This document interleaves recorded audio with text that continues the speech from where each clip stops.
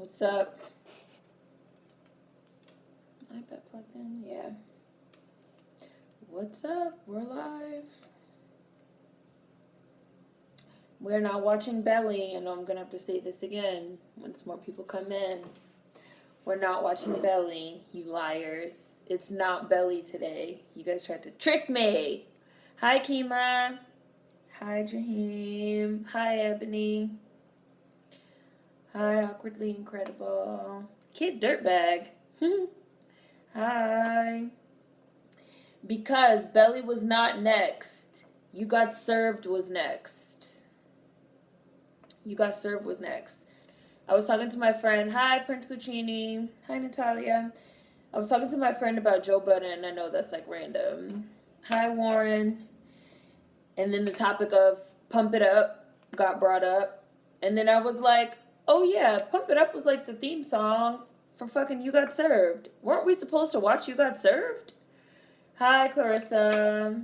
I was like, weren't we supposed to watch You Got Served at some point? We never watched it. And then I went and I looked through my notes. No, it's not Belly. It's You Got Served. It's not Belly. Y'all forgot. Because then I went and looked through my notes, and I have a note from March 23rd that says it was supposed to be Drumline, Stomp the Yard, ATL, and then You Got Served. Because I was like, we can't watch, because we watched Drumline, and then we watched Stomp the Yard, and then we watched ATL. And I was like, we can't watch all the Atlanta movies without watching You Got Served. But then y'all just try to bring up Belly. Oh, y'all want to joke? Ha! No Belly then. We're not going to watch Belly at all. Ha ha! There you go. Now y'all going to have to watch Belly on your own time. Hi, just Nico. Because now we're not going to watch it for Peace Beat. Clarissa. You can't fight the notes. I was like, I knew I wrote down fucking You Got Served. That we were supposed to watch You Got Served at some point. And we never watched it. No, we're not watching Belly. We're going to watch You Got Served. It's You Got Served today. And matter of fact, I don't even think I want to watch Belly at all. So, no Belly. Isn't that what your mom always say? Since you want to argue, I changed my answer to no. Isn't that what moms always say? I'm eating waffles. Hi, Michelle's daughter. Hi, Desmond. Since you want to argue. That's what my mom always used to say. I don't know about y'all. Well, according to what mine says, it's 40 people. 42. Can't stay long because you have to get ready for work. Oh, you watched season 1 of 3%? And it was good? I love that show. I just finished season 2 yesterday. He's right at angle. Hi, Real Trini. Clarissa said y'all are the worst siblings ever. Why y'all gotta mess stuff up? No, I'm not having pancakes this week. I'm having waffles. Your mom says that too, Awkwardly Incredible?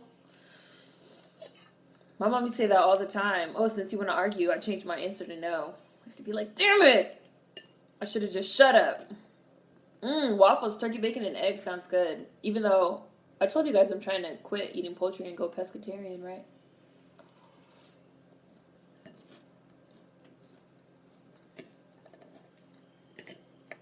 Now you gotta watch season 2, Just Nickel. Season 2. I mean, I don't know. I don't know if I would say that I think that season 2 is better than season 1, because season 1 of 3% is really good. Hi, Chris. However, we're not going to get into spoilers, but there's an episode of season 2 of 3% that's probably like one of the best episodes of television that I've seen in a really long time. In years, probably. Like, years. Years. Why can't you eat right now? Up to no good.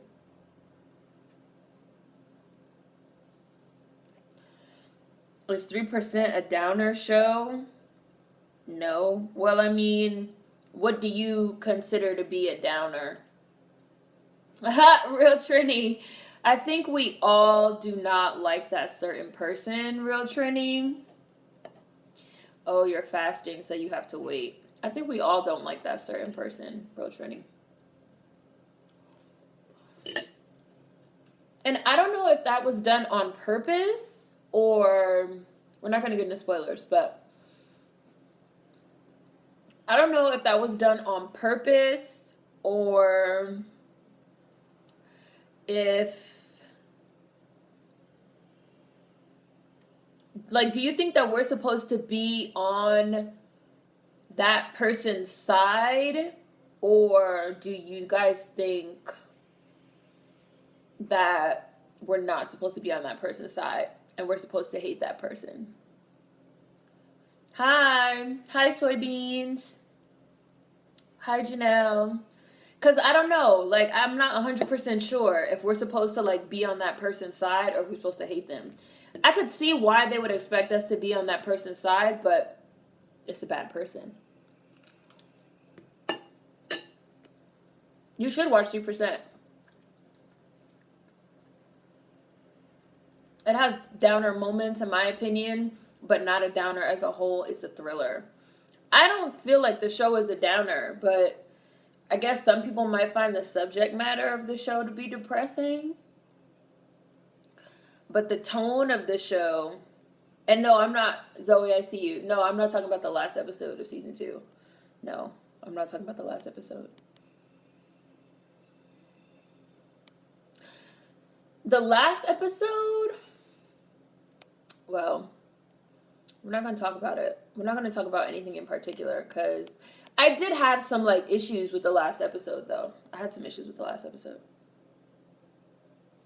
I think they want us to be on their side because of the ending, but the motives were all over the place. Right. Yeah. See, no thank you. I was about to start watching 3%. I love thrillers. I'm not on that person's side, so it's called 3%. I'm not on that person's side. Like, I don't care.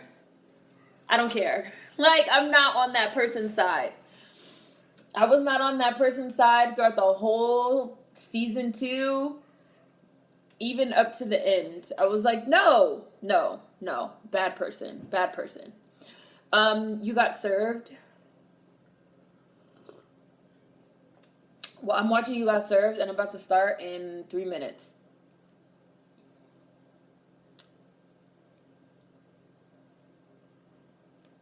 Oh, thank you, that guy from Texas. He did super chat. Thank you.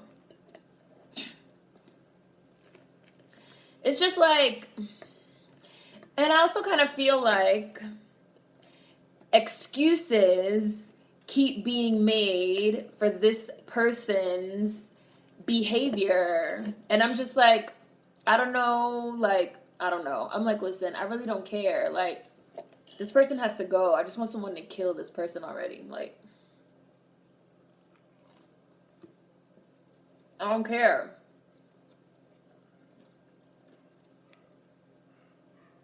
I've been good until, oh yeah. My niece and nephew and 2 dogs make me feel like an annoyed parent. Funny. No spoilers, but Joanna gives no fucks, and her fro is everything. Yeah, I think we all like Joanna. I kind of feel like Joanna is everybody's favorite character. I know a lot of people like Raphael, too.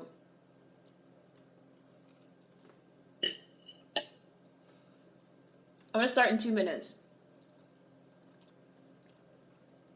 I tried watching 3% and it was good, but the voice dub was kind of bothering me. And then I'm going to try and watch it again with subtitles. I watched it with subtitles. I don't watch shit dubbed in English. I mean, I don't have an issue with it, but I just kind of feel like, what's the point? If subtitles are available, what's the point of watching it dubbed in English?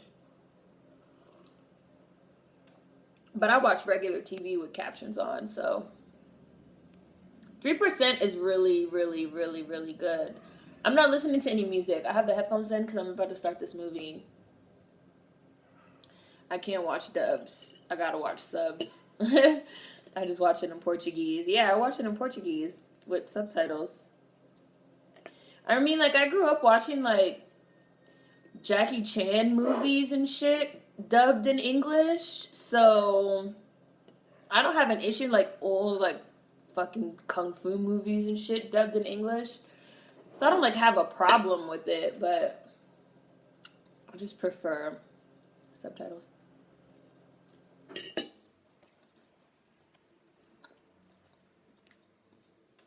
I prefer to watch my anime subbed. I don't really like watching it dubbed in English.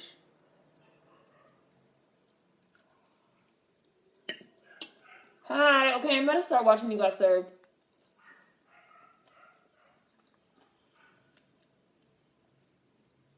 Play.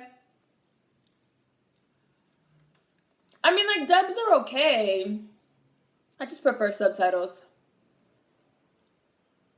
We should have watched this right after we watched Stomp the Yard. This has the exact same opener as Stomp the Yard, minus Chris Brown.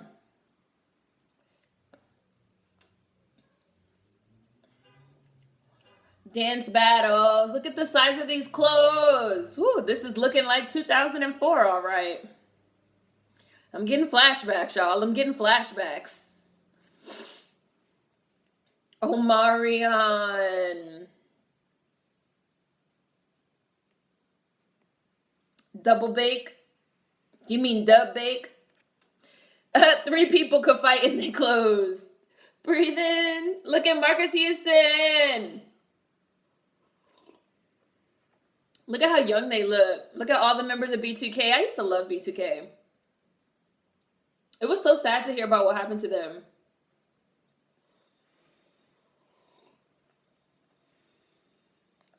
Some of y'all said y'all like this better than Stomp the Yard.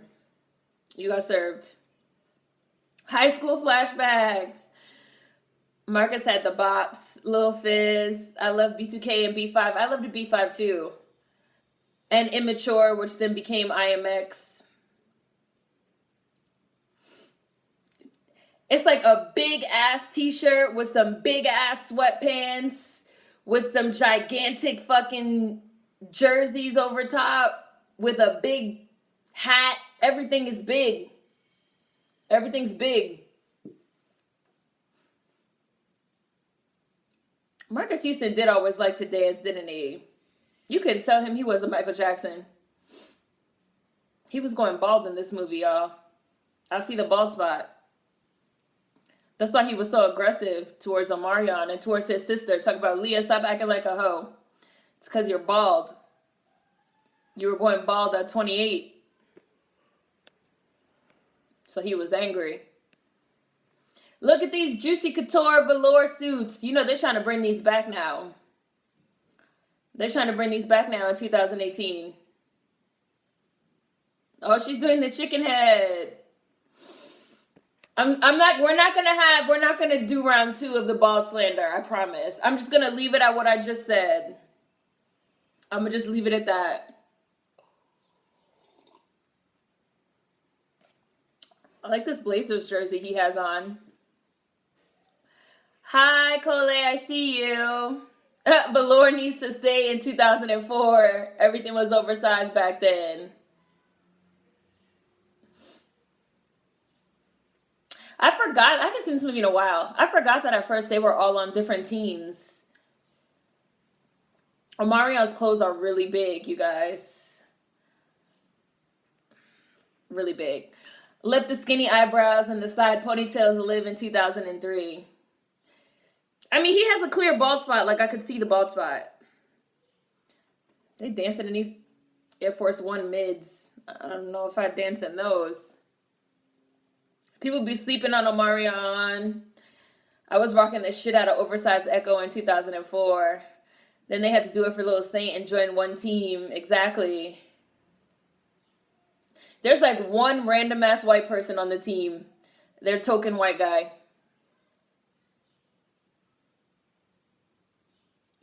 Danity Kane, B5, Day 26, Don and Clang, B2K.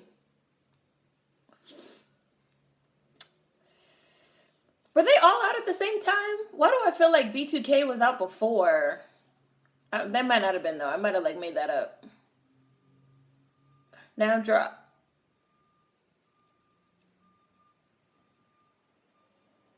I forgot that Omarion had them 2 little ponytails too. His hair is short now, right? I haven't seen Omarion in like 5 years. Since he was getting into it with his baby mama on social media. As they all do.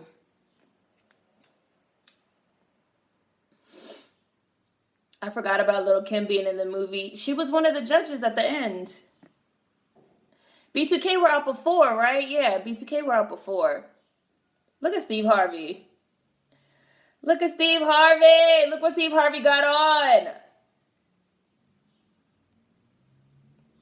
They was doing a whole lot of jumping around and dancing around and backflips for $600. $600 that they about to have to split like 20 ways because it's like 20 of them on one team. I'm not about to get shot over no $600. I seen Stomp the Yard.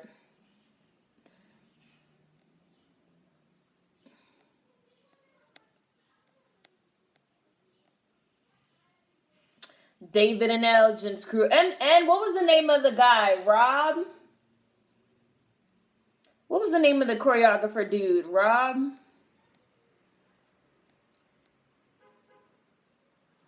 David and Elgin's crew.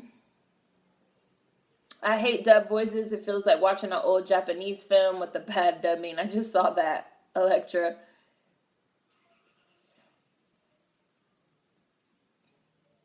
Whoa, whoa, whoa, young blood. Don't come up in here with all that disrespect.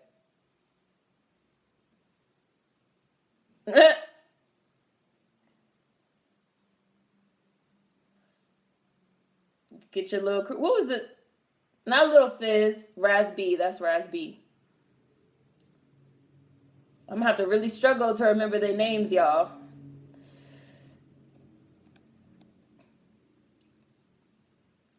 Hi, Ray.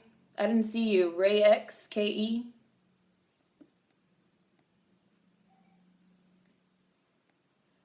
She's the bomb.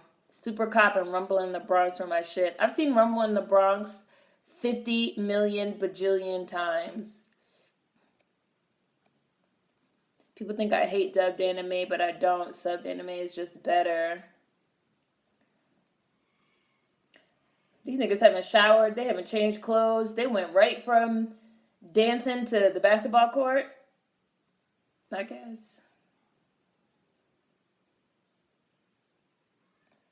Everybody want to act, huh? No, I haven't finished season 2 of Attack on Titan.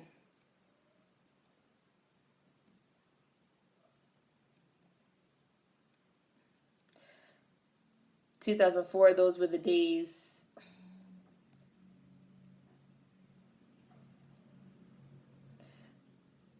Marcus Houston was the dancing fool. He missed the hair. Oh, you went bald at 25 and you were mad? I'm sorry, Warren. Sorry to hear that. Everything was oversized back then.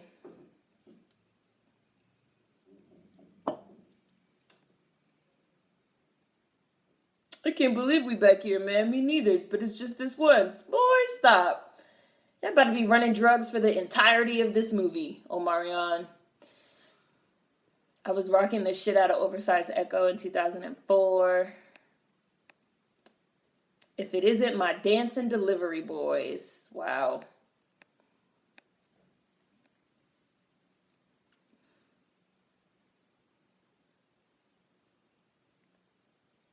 Last kid had to retire. Running his mouth too much, aka they killed him. Omarion had bops with him without B2K. B2K was first. Hi, Alex. What happened with B2K?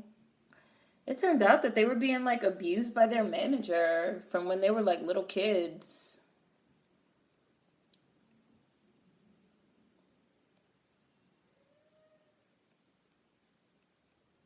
I forgot this movie was... I forgot that Jackie played their mom from Sister Sister. I'm watching You Got Served, Alex. Why did your mom forbid you from listening Bump Bump Bump? You guys' parents like forbade you from listening to so much. Damn, $600. I'm not about to get shot over $600. Wade Robson, that was his name. Wade Robson. Wade Robson. Thank you, Alex. Look at Jennifer Freeman. I posted a picture from You Got Served on Instagram. Somebody said this whole picture smells like leave-in conditioner.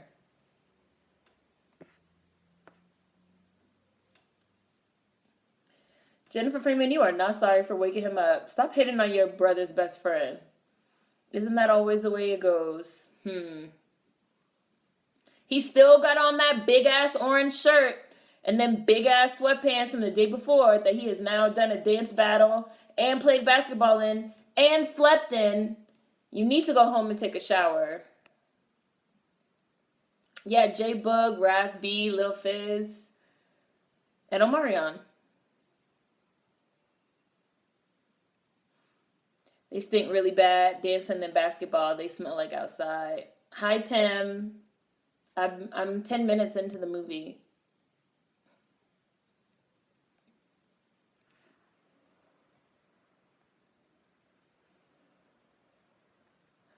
Bye. Yeah, Jennifer Freeman. She was on My Wife and Kids. Y'all didn't watch My Wife and Kids? That was a good show. Hi, Chatty J. I see you.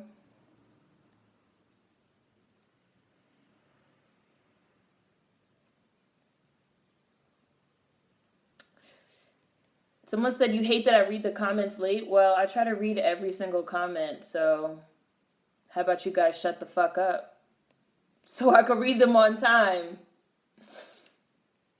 Ew! I know he smells. I'm sorry.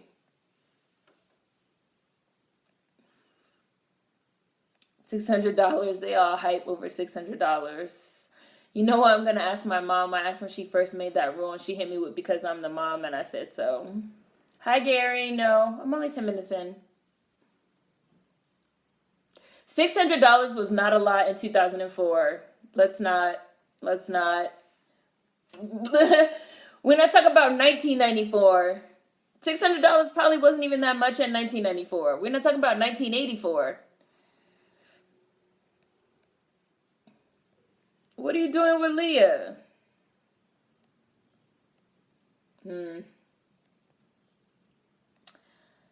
My Wife and Kids slapped. She replaced the original Claire. What was the dad's name on My Wife and Kids? Hate that she reads the comments late. That don't watch Bees Bait. She doesn't have to read these. I wasn't allowed. Cash Money Millionaire paid. Let's see if they could read 50 comments in 10 seconds. I mean, it's like 88 of y'all, so I don't know. And I'm a pretty fast reader, but even I don't read that fast. I wasn't allowed to cross the street, do Halloween, watch TV on Saturday during the day, watch horror movies. Were your parents religious? Where's the other Gary? It ain't double D's without the other D.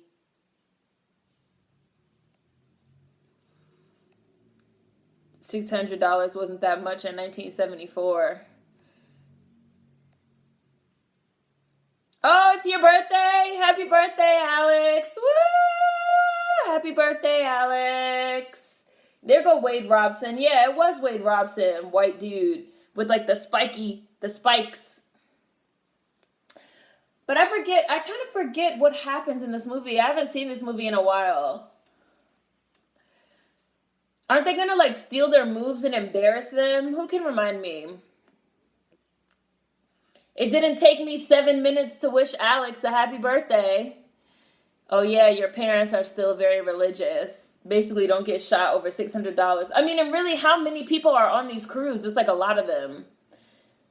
Everybody gets $50. I mean, I wouldn't turn down $50, but I'm also not gonna put myself in a dangerous situation for $50 either. Like, you might as well sell drugs. You make way more money.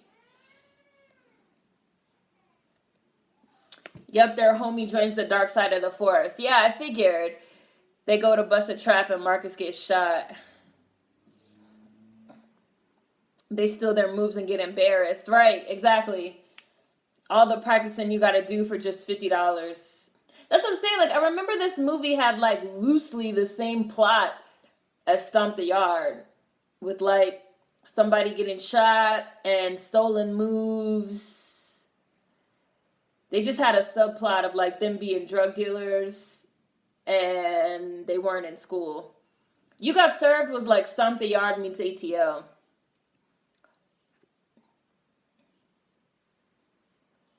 Oh, Bring It On. We could do Bring It On.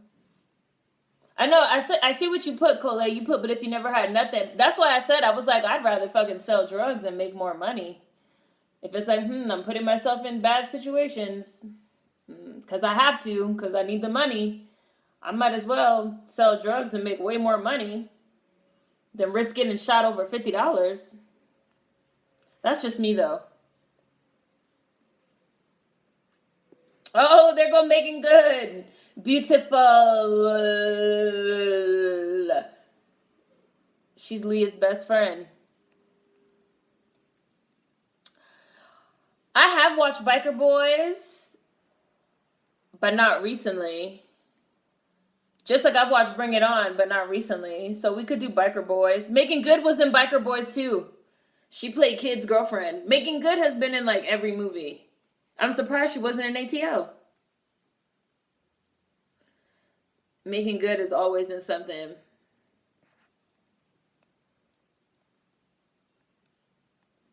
Making Good didn't get with Marcus Houston at the end of this movie, did she?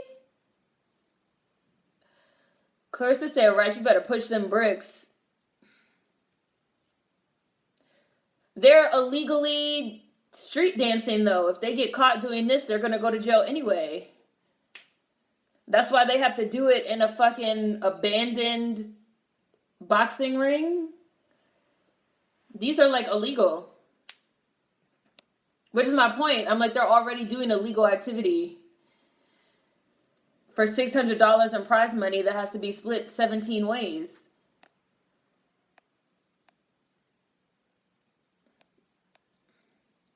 Yeah, that's fucked up. Why are we trying to pretend like teenage boys don't be nasty as fuck? Making Good still looks the same. I still remember Making Good from Cousin Skeeter. I was just thinking about Cousin Skeeter the other day. It was funny that they did let the two girls join their little crew. Making Good be popping up and everything. I have too much anxiety to sell drugs. Well, they were already selling drugs. They were already dancing drug runners.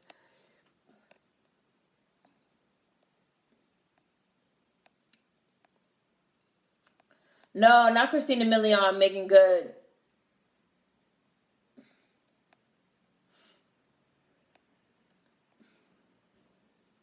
Do it for Lil Saint. Illegal street dancing. She said, how is dancing illegal? What is this, Footloose? Because you can't just, you have to, number one, look at all these people that are here. I don't know if you guys are watching, but there's like a shitload of people that are here and money is involved.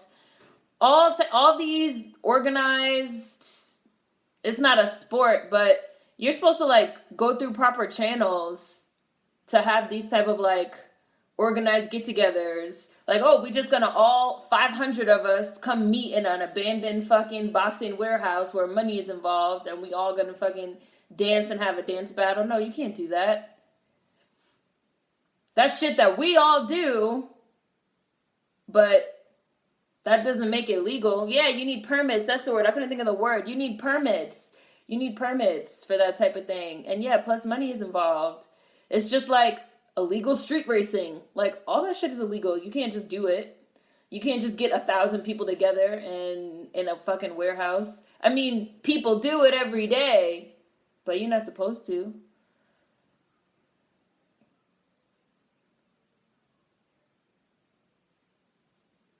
Somebody said it's a fire hazard.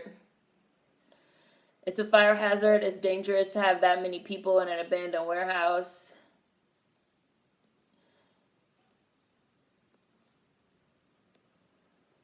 What?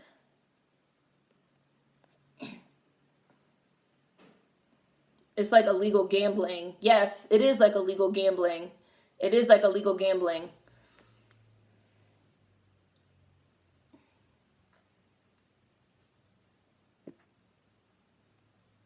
Oh, there go Lil Saint. Poor Lil Saint. No, not the dance. It's not that the dancing, right? You need permits for the space and people gathering, right? It's not that the dancing is illegal, but yeah, you need permits for the space. You need permits for the people. You need permits for the money that's involved. Otherwise, it is illegal gambling. I'm still not dancing in a dirty abandoned warehouse, and for an abandoned warehouse, it sure was well lit. I mean, it's not that clean. It's kind of dusty.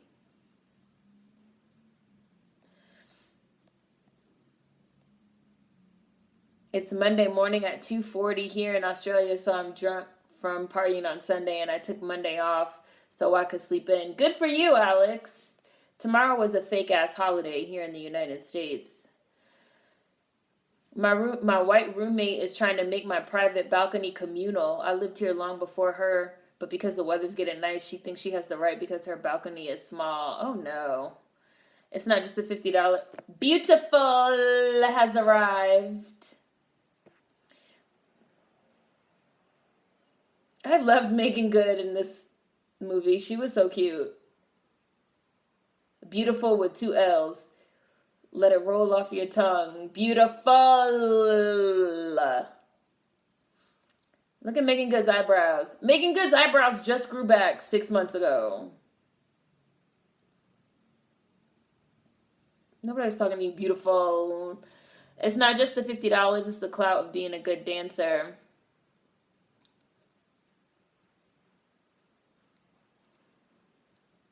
Somebody said they're not smart enough to sell drugs. I'm sorry you said that. Stand up. You say you'll be an exotic dancer first, Just Nickel?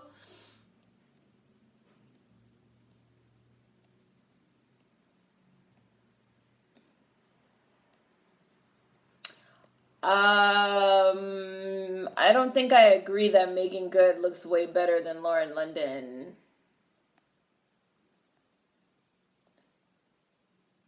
I don't think I agree with that. My white female roommate climbs out of her bedroom window to access my private balcony and is saying that it should be communal. What would I do? What would I do? I mean, I'd probably slap the shit out of her. But you don't have to do what I would do. Dancing drug runners say that 5 times fast. They were selling drugs on the side just to get money to dance. Yeah, it's a fire hazard. It's dangerous to have that many people in an abandoned warehouse. You need permits and shit, plus money is involved. That makes it like illegal gambling. Cousin Skeeter's theme song is the song Stilo by 702. I see a lot of you bringing up the theme song. Do you guys not know that that's a 702 song called Stilo?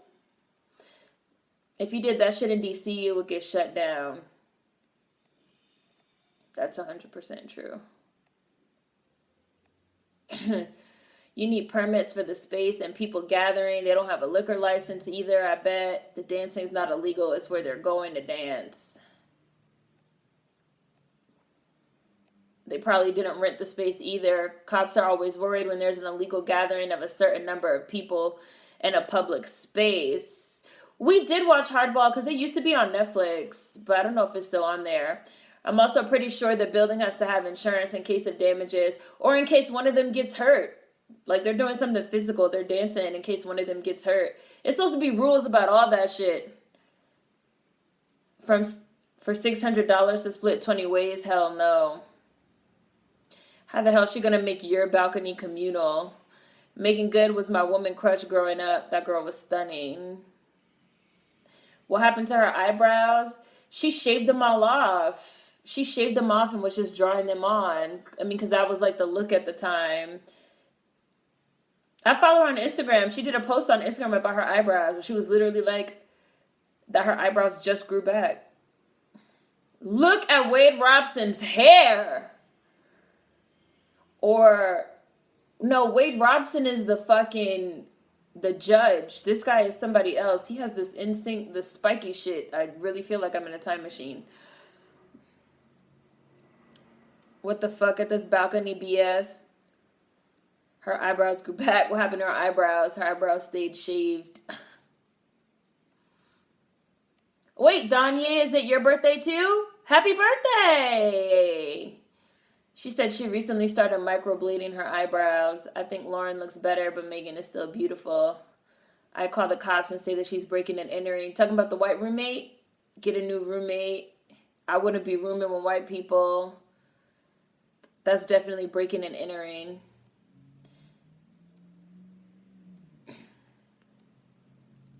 Stilo was out before Cousin Skeeter. They under 25. That's why they don't know about Stilo. Boy, you doing too much. You two doing too much, Marcus Houston. I'm so serious. Megan Good put the post up herself. And she said herself that her eyebrows just grew back like this year. I'm not making that up. My mom said that's what my great-grandmother did. Shaved them off and penciled them in. She looked angry and evil in her photos. That was the style for a while. Yeah, I think that's the NSYNC dude, right? What's his name? Ah! She can climb out her window to access it. Is that not breaking and entering, but trespassing? As we talk about trespassing? Grandma. Niggas love their grandma. Damn, can you report her to the RA? After 14 years, it grew back. She said it took a really long time. And then people, I swear I'm not making it up. And then there was a lot of girls in the comments that were like, why do eyebrow hairs take so long to grow? One girl was like, why do pubic hairs grow so fast that I have to shave them every day? But if I shave my eyebrows, it takes like 6 years for them to grow back. I mean, I wouldn't know, but everybody was talking about it. Stilo is still my shit with the Missy Elliott bars, of course. I love a bitchy brow. That is trespassing. You saw that post, Danye, about her eyebrows? Who climbs out a window? That's mad desperate. Wait until the dance scene where it's raining. That shit was mad serious. Lord, please, please, please take away my anxiety. That's the song that they play while they're dancing in the rain. I love my grandma. I don't have enough brows for that shit. I can't imagine ever shaving my eyebrows. Back in 2004, the look was to shave off your eyebrows and use a Sharpie. That was the look. She literally like shaved them all off completely and just had a line. Like, you know how nowadays girls like, you know, like they fill them in, but she literally like shaved them all off and just drew a line.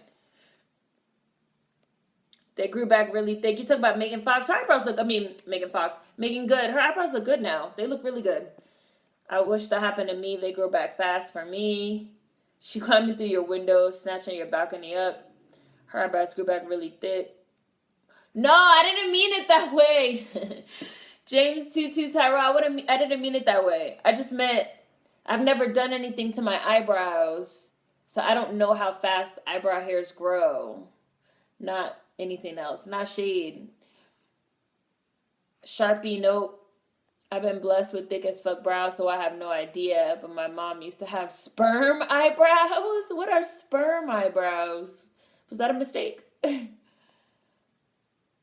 She says I should be embarrassed for not being okay with sharing it and believe she has every right. Of course she's white. Why would you be embarrassed to not share your balcony? I'm confused. See, Steve Harvey just said, like, oh, see, we have Mr. Chuck. Mr. Chuck is the security, a random black dude with a gun. I'm sure they have no permits to be where they're at, which means they're there illegally with a weapon now. I don't miss the drawn-on eyebrow look. Yeah, her eyebrows look good now. I shaved my eyebrows off once, but I barely have any to begin with. They didn't take long to grow back. I remember Sierra had her eyebrows the same color as her hair and her skin. It was weird. Oh, your mom's eyebrows look like little sperm? Wow. Sunny not on your team. Damn. Sunny is a snake. And they're going to use all your moves. As I said before in the Stomp the Yard, if you have to win with stolen moves, you should feel bad. Oh, look, see? They playing fucking Joe Budden. Which is what even reminded me that we were supposed to watch You Got Served. They taking all y'all moves. And they're white, which makes it even worse. Cultural appropriation. Stolen. My mom had the nerve to ask me, oh no, your roommate had the nerve to ask me when am I going to move my AC off of it so she could bring some plants. You should let her bring the plants and then light them on fire. Maybe not don't light them on fire, but kick them off the balcony. When she climbs on your balcony, beat her ass and say you feared for your life. Tell them you thought she was an intruder. Call 911 on her. That's what you should really do. Call 911 on her and be like, there's an intruder. They really stole all their moves. That's fucked up. That's fucked up. Sonny definitely sold y'all out. Sonny's a house nigga. He sold y'all out to the white crew. Sonny is the token black on their crew. She did the big eyebrow chop. I'm proud of her. I never heard of sperm eyebrows in my life.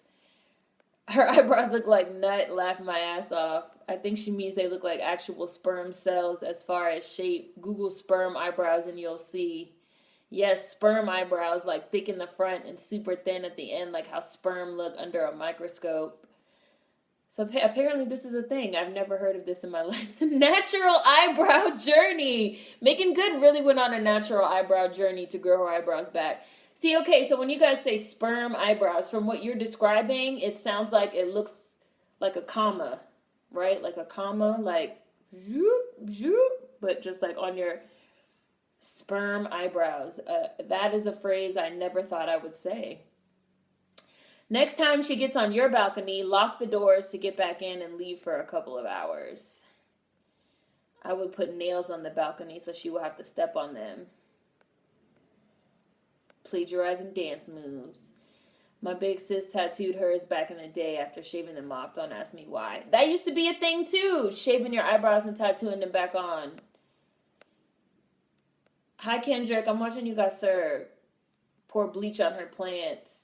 You know, a little teeny tiny bit of bleach in the water that you use to water your plants is actually good for them. Just a little teeny tiny bit. Them shit's gonna die. It depends what kind of plant you're lighting on fire. Yes, call 911. Put broken glass on the side she climbs on. Don't say you got the idea from me. You're too drunk for this, Alex. Yes, it almost looks like a comma. Now, see, for me, I would say comma brows. Y'all would say sperm brows.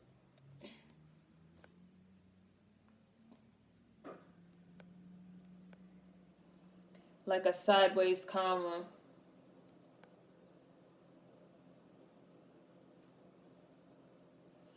Yeah, but they got their ass whooped because the other team cheated. I'd be like, Steve Harvey, I don't want to hear this pep talk.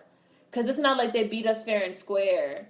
He's like, oh, y'all feel some type of way because you got your ass whooped. But I've seen y'all whoop many asses. No.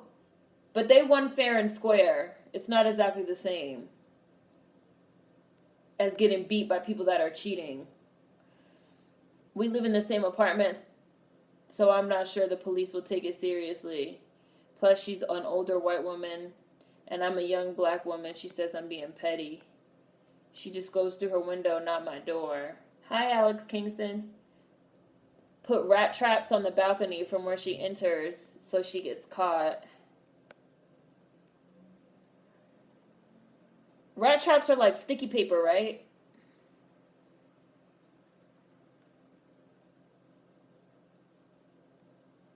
Can I be down? Even though you live in the same apartment, you can still call the police on her. I had a white girl try to call the police on me in my apartment. One of my roommates. That didn't work out for her, but... Country people use bleach for everything. My aunt used to bathe with a cap full of bleach. You trying to call me country? Because I said put a little bit of bleach in your plant water? Damn, I would kill her in her sleep, but that's just me.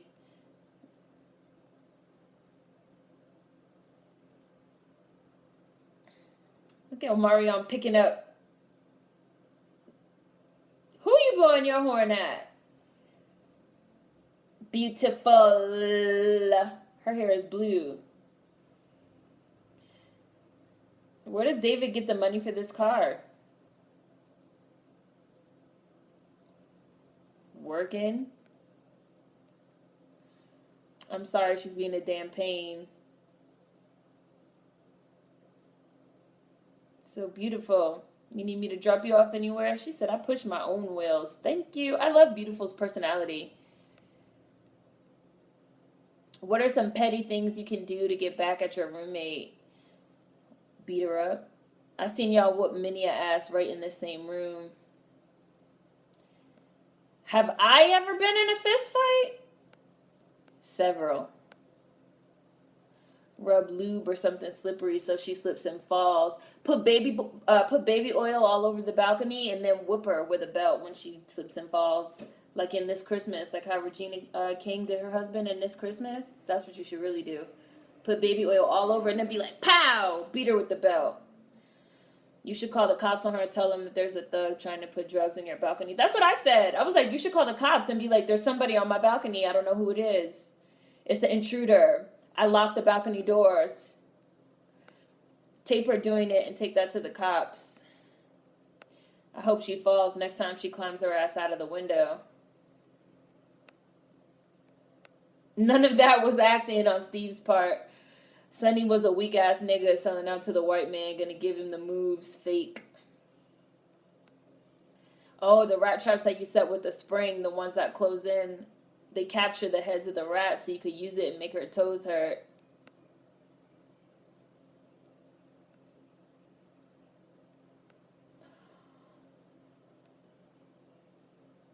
No, Raz B is not Sonny. All the members of B2K were on the good side.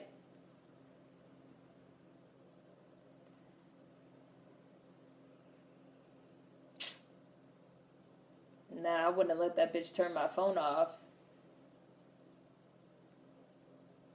Your flip phone.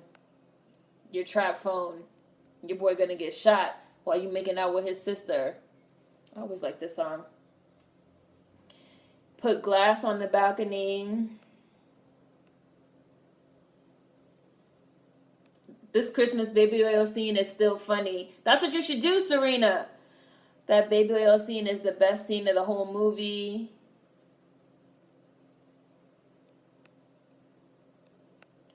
Is it really surprising that Seren be whooping people's ass? If I was Marcus Houston, I would not do this drug run by myself. You have to have somebody with you, or else it's literally nothing to stop people from robbing you. Literally nothing. I wouldn't have kept calling. I would have been like, I'm gonna have to do it later.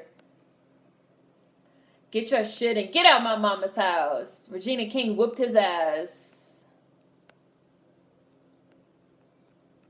Flash. Ebony, I saw your comment, but I'm not reading that out loud.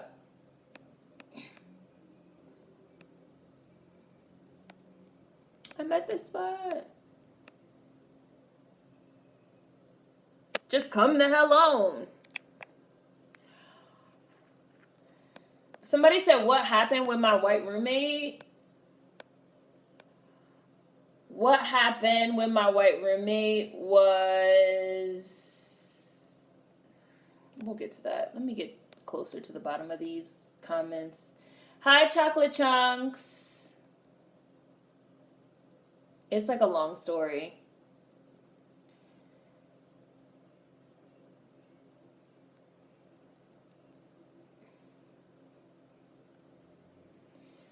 I will call the cops, tell them there's some strange woman putting empty Starbucks coffee cups on my balcony.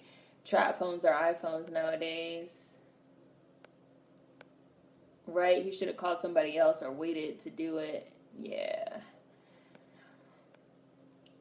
Hi, Monica. All right. So somebody said, number one, somebody said, have I ever been in a fist fight? Yes, I've been in plenty of fist fights. I I got to the bottom. I see it, Roderick. I got to the bottom. Y'all stop typing so we can get a Seren story time. uh, so first, somebody said, have I ever been in a fist fight? Desmond said, have I ever been in a fist fight? Yes, I've been in tons of fist fights. I also used to box. I learned how to box in college. So, like, I can really, like, beat you up. But I don't really fist fight like that anymore. Like, I don't need to. But I have even been arrested for fist fighting out in public. You can't fight in public. That's like, I don't know what it's called, a public disturbance or something like that. So, I used to fist fight a lot. Oh, you know I won. Please. You know I won. Definitely won. I mean, but like my mom, so my mom was like raised in the fucking old school house of if you get in a fight, you better win or else you get home and like we gonna beat your ass. And like that's how I was also raised as well. So if I got in a fight, it was like, well, I have to win or else like if I go home and I didn't win, like my mom gonna be mad. So I used to just like OD and beat people up. But then I like got over that. So I don't really like fist fight anymore like that. That's how you were raised as well, Ebony? Yeah, basically. But I got over that. After I got arrested for it, I like spent the night in jail. I was like, was that really worth it? I mean, I beat that girl's ass, which felt good. But I was like, was it really worth it? Was spending the night in jail really worth it? Probably not. I remember I called my mom from jail. And she was like, where are you? I was like, I'm in jail. She was like, why? Why are you in holding? I was in holding. She was like, why are you in holding? I was like, oh, because I like beat this girl up and we both got arrested because of for like causing a public disturbance. And she was like, well, did you win? I was like, yeah. She was like, well, you my child. That's fine. So she didn't get mad. She didn't get mad that I went to jail. She would have got mad if I hadn't won and I went to jail. But after that, I stopped fighting. Like, I mean, like, I still got in, like, a couple more fist fights over that after that. But after that, I stopped fighting. And I never really needed to fight because I was always really, really, really, really mean.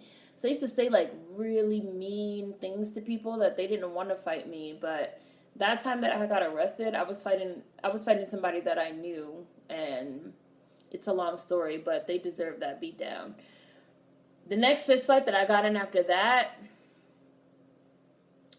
was I fought this girl on a train, and I really didn't want to get arrested again, like by fucking the MTA, like the subway transit cops. So I like beat up the girl on the train, and then I like got off really, really fast, and then I was like, you know what? I really don't need to be beating people up anymore. Like I need to just relax. And I haven't been in a fist fight since then, and that was maybe 2011. So it's been like that long since I've been in a fist fight. Well, that was when I was living in New York. So my mom was living in DC. This was before World Star. Otherwise, thank God. This was like before World Star, before Instagram. Otherwise, y'all definitely would have seen videos of me probably beating people up, like, on the internet. So I'm very happy that this was like pre the fucking cameras and shit like that. And then somebody asked about my white roommate. When I was in college, I had a white roommate that was really, really, really dirty. She was extremely disgusting. One night I came home from a party with my friend. I was like super, super, super drunk. And she had left a big ass mess in the kitchen. So me and my friend was like, I was like, you know what? This bitch is disgusting. She always want to leave a mess. I'm going to show this bitch a fucking mess. So me and my friend like destroyed the whole kitchen, like literally, like we destroyed the whole fucking kitchen.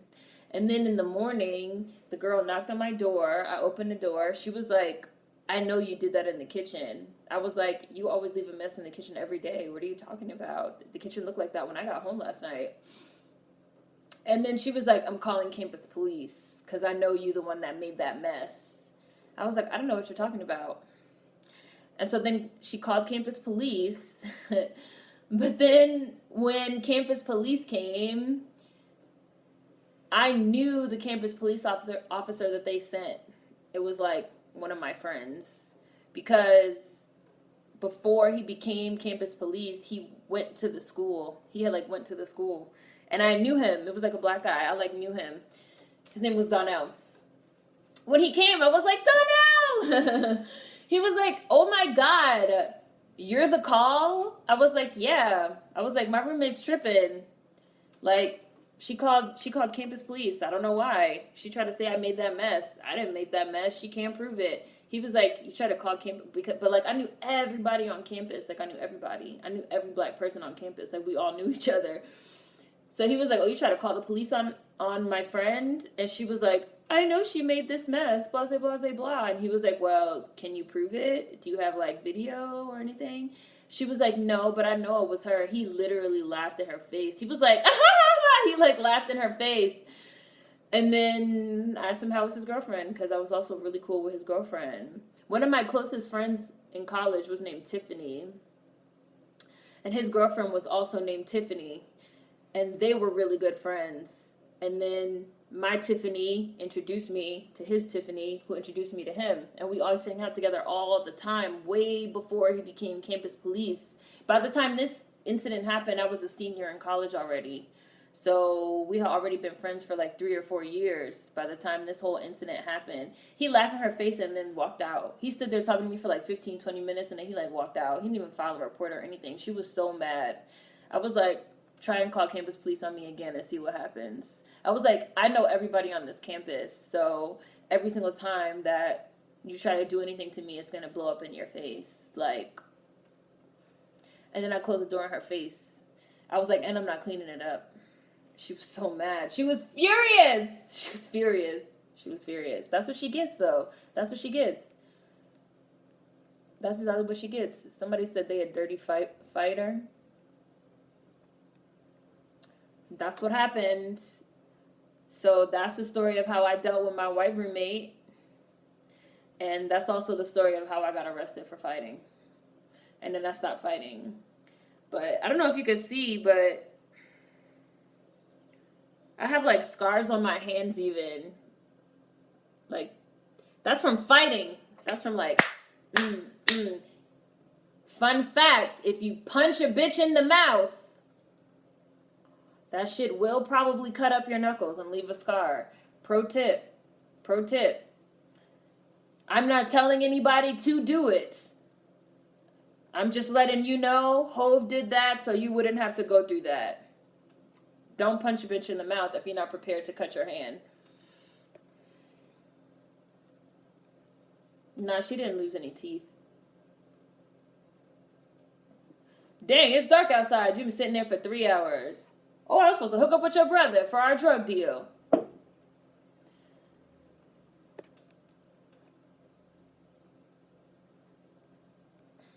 How come nobody called Leah to tell Leah that her brother was in the hospital? Or does she not have a cell phone?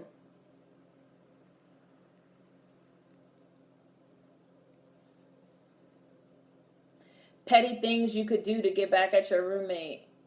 Now you want to show up.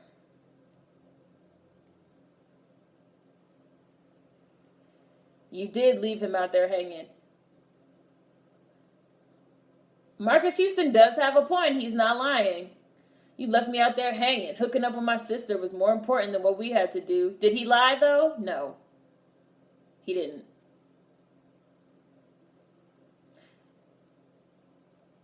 That's true. That's true. Marcus Houston is not lying.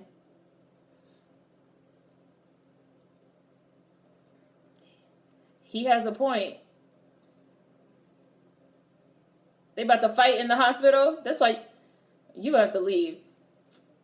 That's why you can't take niggas nowhere.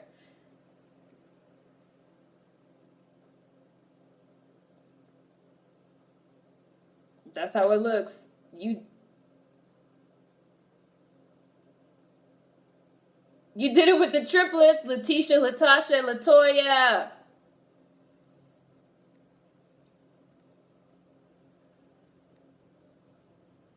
Tape her doing it and take it to the cops.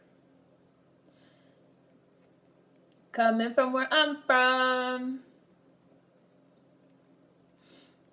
There's a whole lot of flip phones in this movie. I can't believe Marcus Houston left the hospital. He was probably the one person that probably should have stayed in the hospital.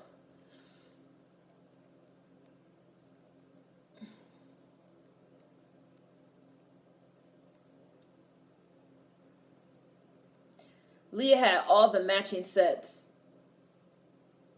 All the matching Juicy Couture sets.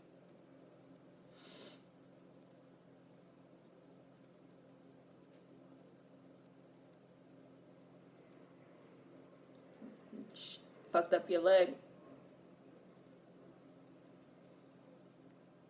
How are you doing, Chocolate Chunks?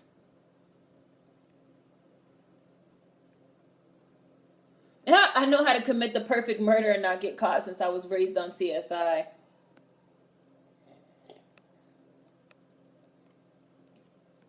That's true.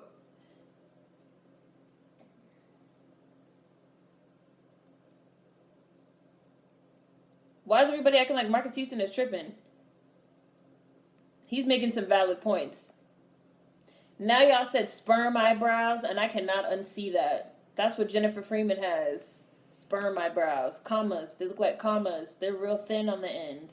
I hate y'all. Why did y'all introduce me to that term?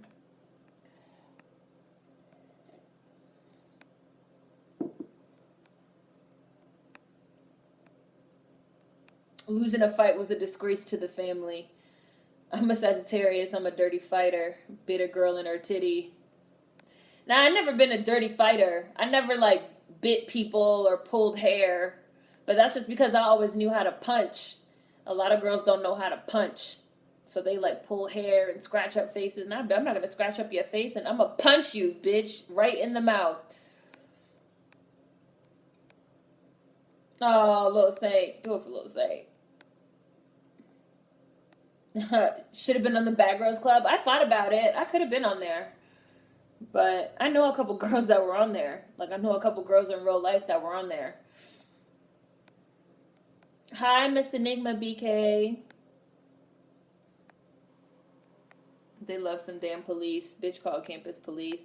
I miss Bad Girls Club too. That nepotism. Yes, Darnell, this is Black Unity. She was hurt. Darnell the GOAT. Did she still leave a mess after that incident? No, she did not. She never left a mess in that kitchen again. White bitch never left a mess in that kitchen again. I feel like I told y'all she also used to do this thing where she would use the shower, because there was only one bathroom in that apartment. She liked to brush her teeth in the shower, which I guess is a white people thing. She used to get in the shower chewing gum, and she would take her gum out and she would stick it to the wall because she would brush her teeth in the shower. Bitch had a whole collection of gum on the wall. And then she would wash her fucking disgusting blonde hair in the shower, so the blonde hair would get caught in the gum. So it was just a whole abstract sculpture of chewed gum and blonde hair stuck to the wall. That bitch was disgusting. She was disgusting. She was disgusting.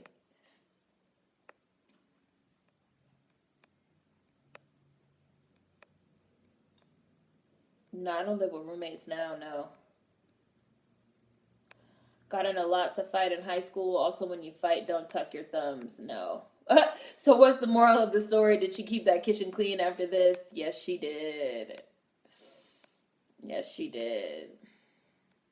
No, all my experiences with roommates have not been negative.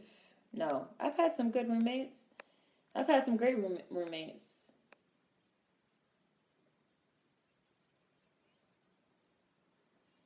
Go home. How you punch Marcus Houston? I'd be like, oh, look at Marcus Houston with his little crutches. I'd be like, yeah, it's easy to punch me when I'm on these crutches. How about I beat your ass with these crutches? Omarion deserved the beat down from Marcus Houston. That's just all I got to say about that. You punching people on crutches.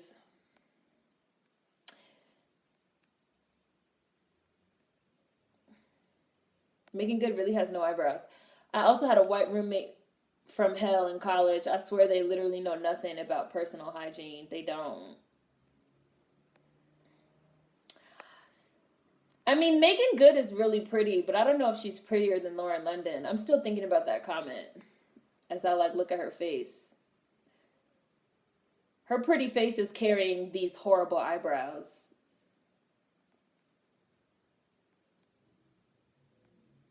Russell Boo. He was my boo.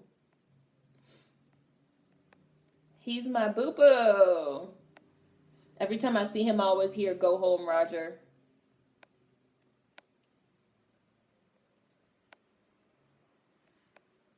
I find it interesting on the crime shows that the police always find the killer. I'm like, yeah, right. Fuck up some commas, aka some eyebrows. Oh, never been in a fight? Thanks to y'all, now I can't watch early 2000s movies and TV. I might have pulled hair to pull them in closer for the punch. Nah, I never pulled hair. OMG, ew, she's nasty. That's so disgusting. What kind of fuckhole was she raised in? I don't know. She had white parents, I guess, that thought that shit was fine. I don't know. Oh God, trifling. I've never seen white people do that. She sounds hella weird. What the fuck? She deserved that beating. She needs help. She was disgusting. What the fuck is wrong with white folks? My roommate now spits her mucus in the shower. Is she white? Was she white? I brush my teeth in the shower to save time. That's what she used to say. I used to be like, that's disgusting. Can you please not do that? And she was like, well, it saves me time in the shower. I'm like, okay, well, but can you please make sure you at least like throw your fucking gum away? Why are you sticking your gum to the wall? And she was like, oh, it's because, I get in and I forget that I'm chewing the gum. And then I want to brush my teeth. So I just stick the gum on the wall. It's like really disgusting.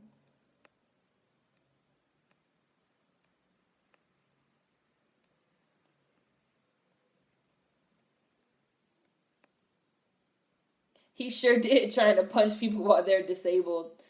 Making Good looks better than Lauren to me. Jennifer Freeman and Omarion still haven't even apologized to Marcus Houston. They're trying to make it out like Marcus Houston is the bad person. Like, Marcus Houston got, like, fucked up and robbed. Nobody has offered to help him get that money back. Nobody has apologized. And it is their fault that he got fucked up. My roommate used to... What? Your roommate used to what, Ebony? Oh, used to put raw chicken on the second shelf in the fridge with the fruit right under it. I only do the brushing teeth if I'm in a hurry, but I make sure that nothing is left behind. That roommate was really nasty. Ick. I don't pull hair. My brothers taught me how to fight. Brushing teeth in the shower. I honestly believe Megan Good is a decent actor, but her looks is definitely what propelled, her acting career, just like Lauren London.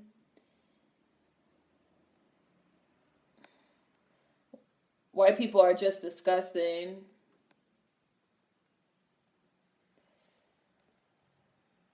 How do you forget that you're chewing gum? I don't know. She was just like, I don't know. I just get in the shower and I forget that I have the gum in my mouth. And so then I just put it on the wall. And she's like, I always mean, because I was like causing a scene about it. And she was like, I always mean to throw it away. I was like, but you don't throw it away. You don't throw it away.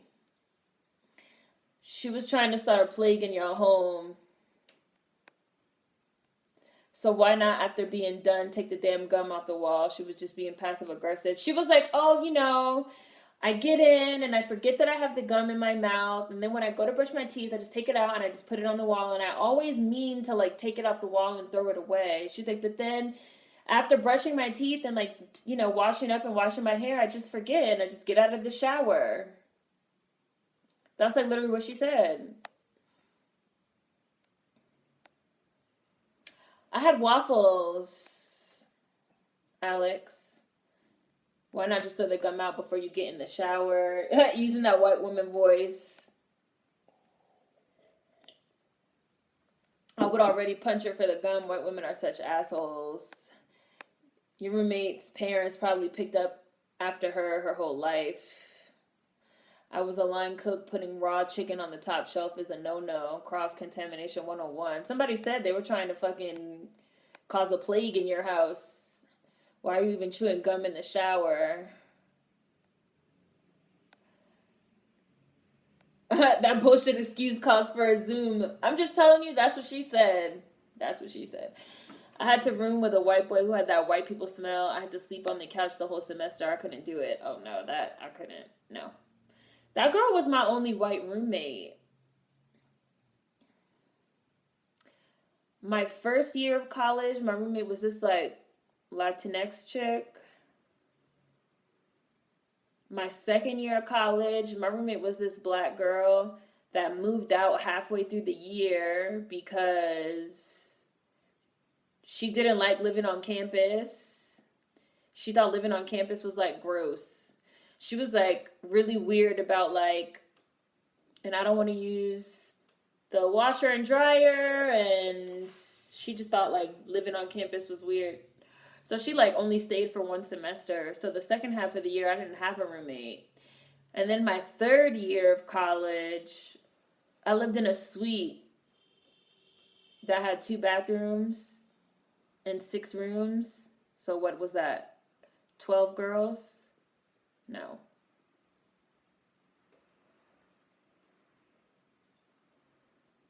How many girls did live there? I can't remember.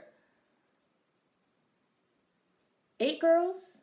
It was a lot of us in that one. But none of them were white. None of them were white. And then my senior year, I had the white girl roommate. It was doubles, Ebony. It was doubles.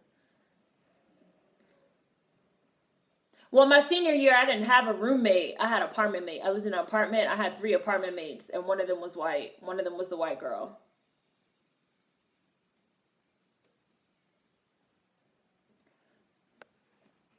12 people? Yeah. I'm tired of looking at this spiky hair. People really wore their hair like this. Like looking at it, it's like people really wore their hair like this. With these gelled up fucking spikes. Like, don't let it be a windy day.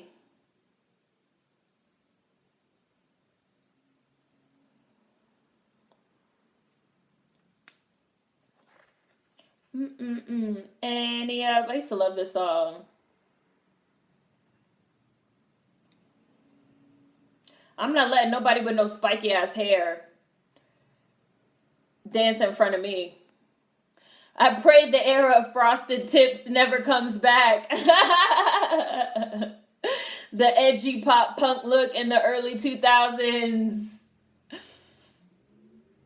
I agree. Please don't ever come back. Somebody just threw their weave.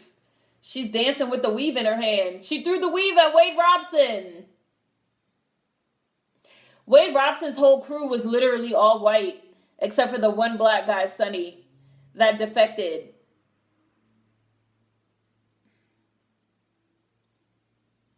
And all they used was stolen moves.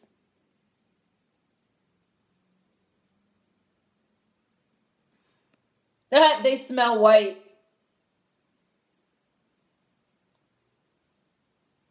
Oh, and there's one Asian. Oh, it's the smell of decay and death, white people. Why do white people smell like that? I don't know. White people smell like cold cuts. Hi, True Beauty J.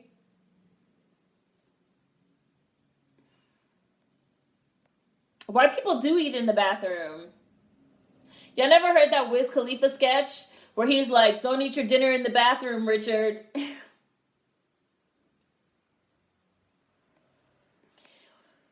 White people smell like cold cuts. I have a white in-law who married my cousin. OMG, their house is so nasty. She's a grown-ass woman in her 30s, and she doesn't know how to clean up after herself. Yeah. I went to a SUNY school. The lines between the black and Latinx kids and the white kids was drawn thick. It was like the dining hall was segregated. This was in 2013 or 14.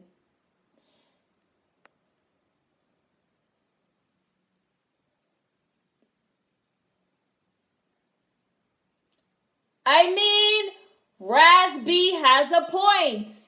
He said, if you hadn't left him out in the cold, we wouldn't even be having this problem. Omarion, talk about, I didn't leave him out in the cold. Omarion. Let's be honest. You definitely did. They really trying to make it seem like Marcus Houston's tripping. And he's not.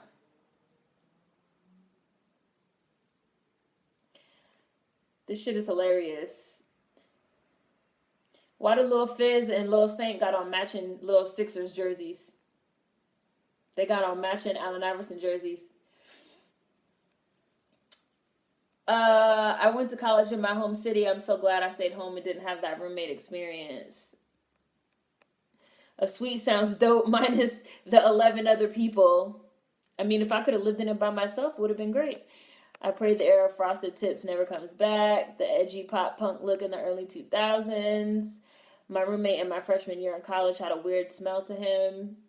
Dorms grossed me out. That spiky hair was trash. It will come back, trust me. It doesn't matter what kind of soap they use. White people smell like a mix of wet dog and sweat. If it comes back, you talking about spiky hair? If it comes back, I'm calling the cops because that's a weapon and I'm scared. You stupid. White people smell like Oscar Mayer, turkey, and ham.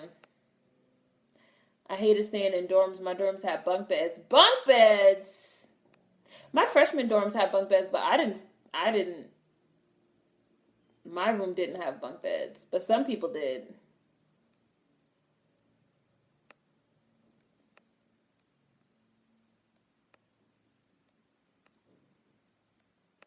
Omarion chose the date over moving the weight. He got to hold that L.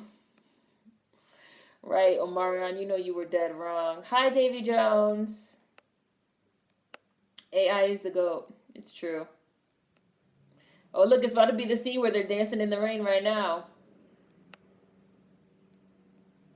Oh, please stop all this gross white people talk. I feel like you really feel that. Omarion doing the little icebox where my heart used to be. That's what he's doing right now. Oh, yeah. Why are they shadow boxing? I love this song, Anxiety. It's by the Black Eyed Peas. That was a good album. Sorry. Omarion has bops. Leah had the old fucking Apple computer with the fat ass on the back. Icebox was a bop. My freshman dorms had the bunk beds that had the desk at the bottom. You know, y'all do have a point. The longer I'm around someone white, I start to notice it. What, the smell? The white people smell?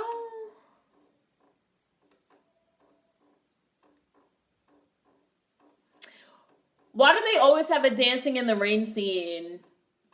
They always have a dancing in the rain scene and Step Up as well. What is the significance of dancing in the rain?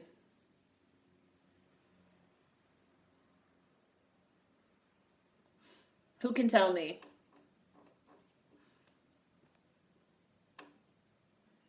Don't let them get caught outside in the rain. The rain makes it dramatic. Lala. It's dramatic. Rain makes shit dramatic. So everybody says it's just for the drama. Makes the choreo look dope. It's a cool visual, I guess. It's a renewal of the spirit to dance. Cinematic and dramatic. Lala and Little Kim. Pre-surgery. Rain is like strobe lights. Don't let white people get caught in the rain. It's over for your nostrils. The question is, why are they not shadow boxing anymore? Y'all are hilarious. Beautiful. Nice to meet you.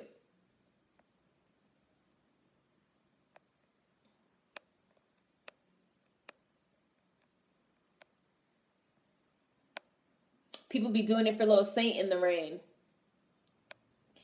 White people be smelling like bologna and salami mixed with sweat. Davy Jones said Lala is so fine. I don't think Lala is all that. I think Lala is very overrated. But I guess that's personal preference. I think Lala is so overrated. I really don't know like what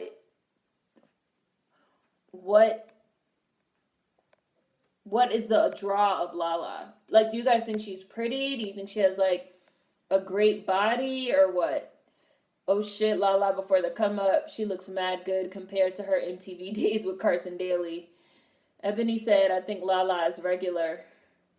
People still shadow box in my hood. They be running down the street. Lala is pretty. I'm watching you guys serve. Lala is pretty, but I like her body.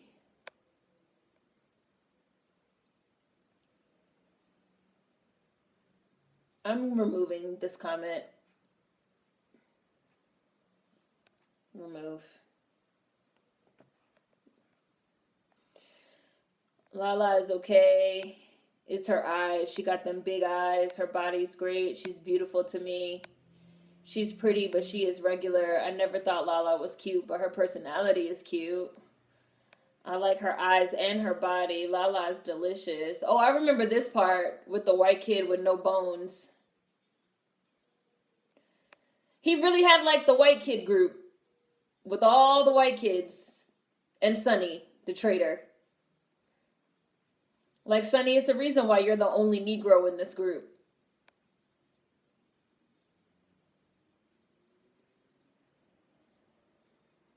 I'd be creeped out if I saw this white guy in person.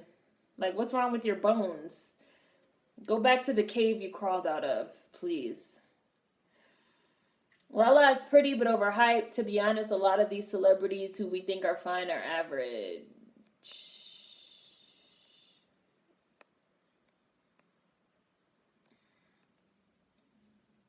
Lala's out here looking like a whole breakfast. Lala's basic. Her eyes are cute. I don't like an overdone body, and I feel like she has that now.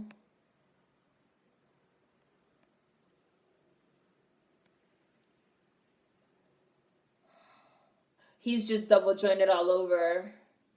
I like that type of stuff.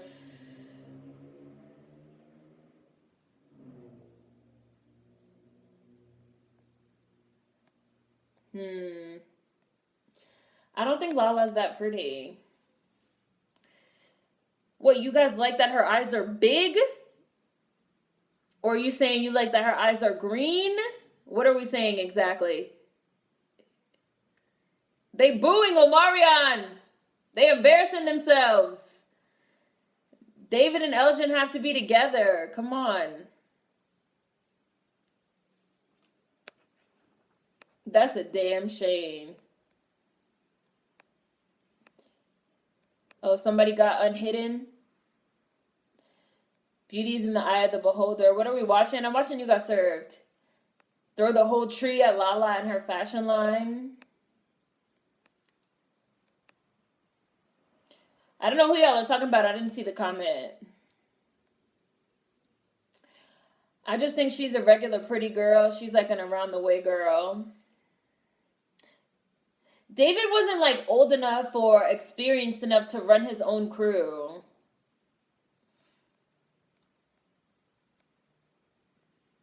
Lala doesn't wear green contacts. Her eyes are really green. I like the huge eyes, but she's not a goddess like y'all make her out to be. I don't like light colored eyes. Funny thing, I wasn't checking for her until she started dating Mello. I don't think anybody was really checking for her until she started dating Mello. And then she married him. And then she divorced him. And people really became like stans for Lala. I was like, oh, okay. We stand in Lala now? I mean, I don't think she's She's not ugly or anything like that, but yeah, they divorced. Yes, they're divorced. They're divorced. She left him for cheating.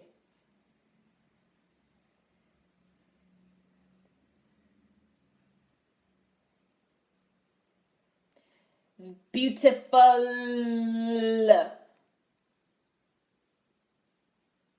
That's Megan Good's hair too. That's not a weave. David was right though. Elgin was being stubborn. No, they didn't. They didn't stay together. She paraded her ring-free finger at an event, if I remember correctly.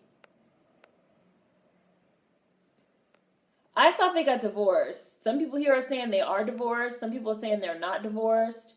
Alex said she paraded her ring-free finger at an event, if I remember correctly, which I also remember. Somebody else said they're getting back together because he keeps calling her his wife. Her eyes are actually green. Somebody said she has green contacts. No, her eyes are actually green. She doesn't wear green contacts. Somebody Google it. Michelle's daughter just said they're separated. Somebody Google it right now. Somebody Google it right now. Google it right now. Sketchnificent said they're still going through the divorce. Google says they're still married, but possibly legally separated. They're separated. I thought they said they're staying together. Okay, so who has the most recent Google? Ebony? Ebony says they're separated. She says she just looked it up and they're separated, like Avant. Ebony just looked it up and she said they're separated. Ah, Professor Ogilvy is the doctor. Professor Ogilvy is the doctor.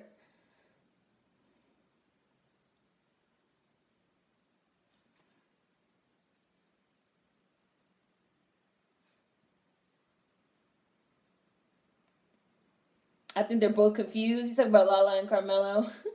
Like Avant cracking the fuck up. Now that we separated, we can't stand one another. Tashawn died a few hours ago. Lil Saint. Professor Ogilvy just told him Lil Saint died. All these alternative facts on Lala. Some people said they're divorced. Some people said they're together. Some people said they separated. Somebody said Lala wears green contacts. I was like, Lala doesn't wear green contacts. I'm waiting on that divorce to be finalized because I'm running up in Lala's DMs. People started loving Lala because she started looking better when they got separated. I just checked and they're not divorced. They're just separated. So they're separated though. They are separated. They're not back together. Because I saw that too, that she was just out somewhere with no ring on. And whenever she's not wearing the ring, she be real like with her hand out, like I don't have the ring on.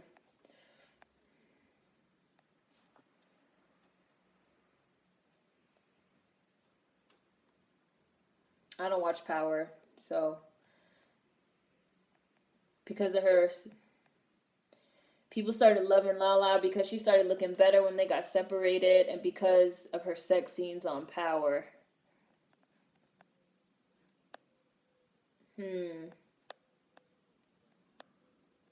Lil Saint.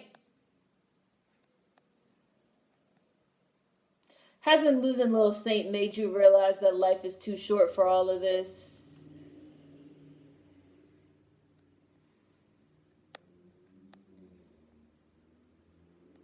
Well, I don't, like I said, I don't watch Power. Oh, Tim, he said, I hope they aren't divorced. That's the only ring Mello has. I feel the same way about Zendaya, pretty girl, but is overhyped.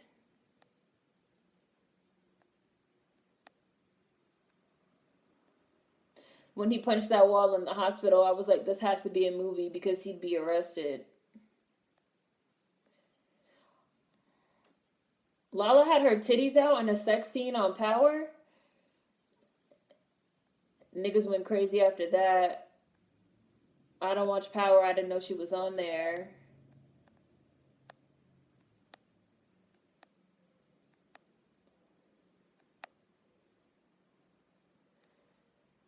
That would be Tamia with an M, as in Mary.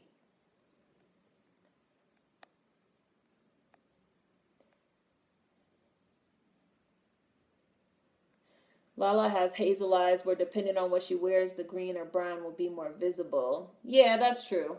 That's true. Lala was showing it all on Power. It was a real sex scene. She had them out. I mean, Power comes on Stars, right? So they could probably do whatever they want. I don't watch Power. I don't really like Zendaya. You guys know I never liked Zendaya. Bye. Oh, so that's what it is. People like Lala now because she had her titties out on Power. That's what it is. Oh, Owen said she gives body on Power. Oh, so that's how people. Well, I don't watch Power, so I guess you have to watch Power to get the allure of Lala these days.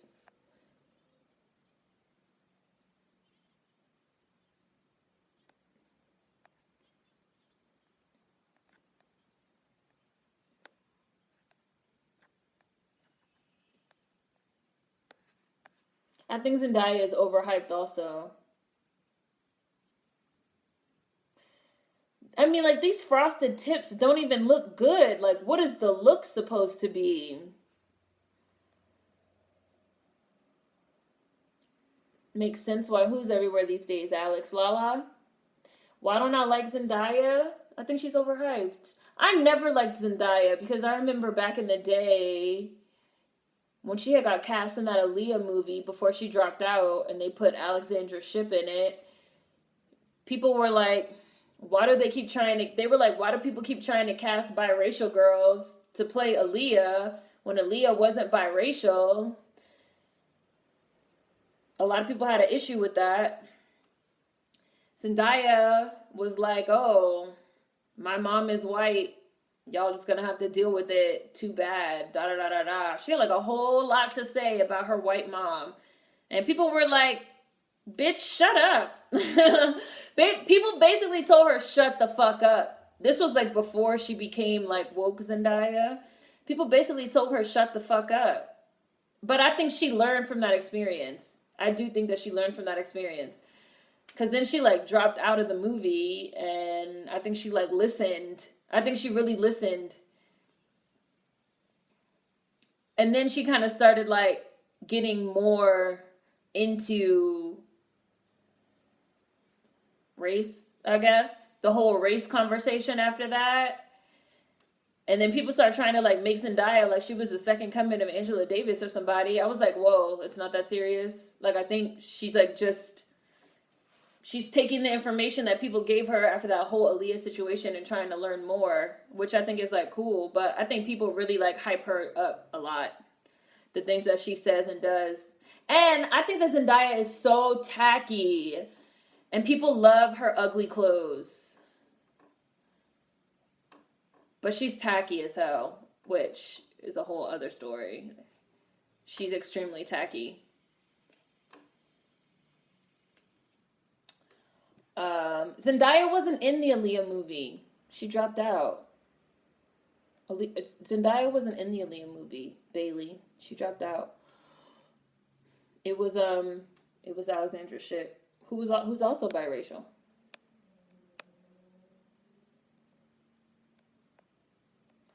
I like Zendaya because she called out that racist E News alien head lady. That happened after. That's what I'm saying. Like, Zendaya was like talking a lot of shit about her white mom and how she had a white mom and how we were all gonna have to deal with it and white people this and that. But then, like I said, I think she learned from the whole Aaliyah experience. And then shortly after that, when she wore those fake dreads on the red carpet, the girl said she smelled like weed. And I think Zendaya really started realizing, like, oh, me having a white mom really doesn't mean shit. But she was quite insufferable previously, like extremely insufferable.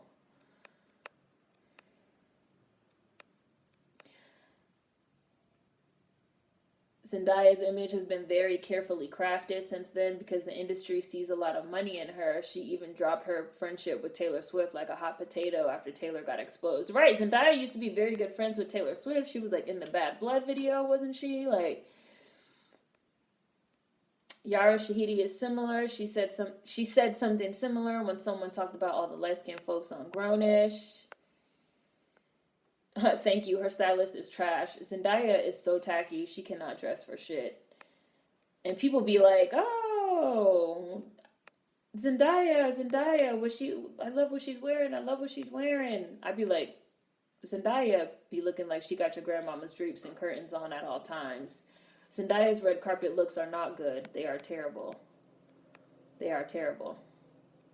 They are horrible.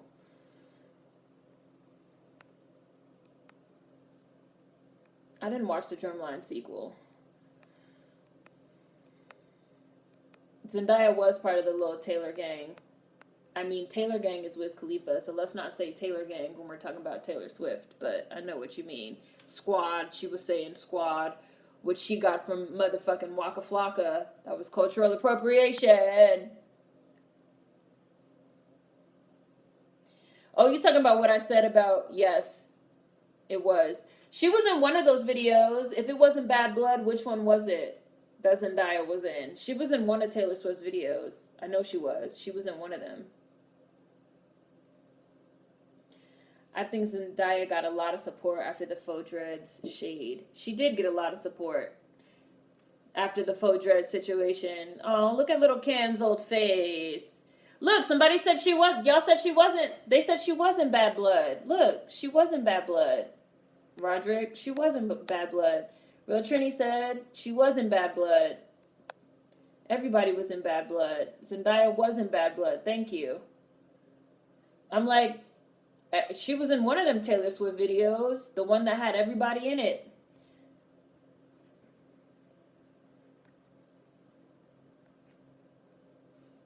Like, Zendaya and Taylor Swift used to be tight. They used to be very, very good friends. Which, like I said, that's why I also found it, like, interesting, this whole Zendaya, like I said, like as if she the second coming of Angela Davis or somebody. I'm just not really a fan of hers. That's it. I really just think she's fucking tacky. Like, I just really think she's tacky and overhyped. I think people hype up everything she wears and everything she says. But I do think she's learning. So I try not to hold it against her because she's very young and I do think she's learning. I think Zendaya is slowly coming into her own wokeness, and yeah, the comments on her hair were a wake up call. Yeah. I thought Meghan Markle's dress was really beautiful, and people were talking about it's too plain and the fit isn't right, and I'm like, that's because y'all are used to everything being fucking skin tight with jewels and lace and see-through and fucking, y'all are tacky. Like, you're tacky. She didn't wear something tacky, so y'all trying to say that it was plain. No, everybody doesn't want to look like Keisha Kaur all the time, and that's fine too. It's fine.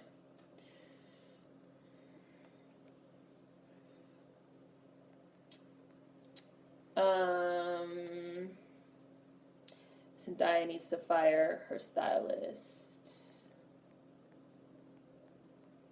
Jojo said she was in Bad Blood. Everyone was in Bad Blood.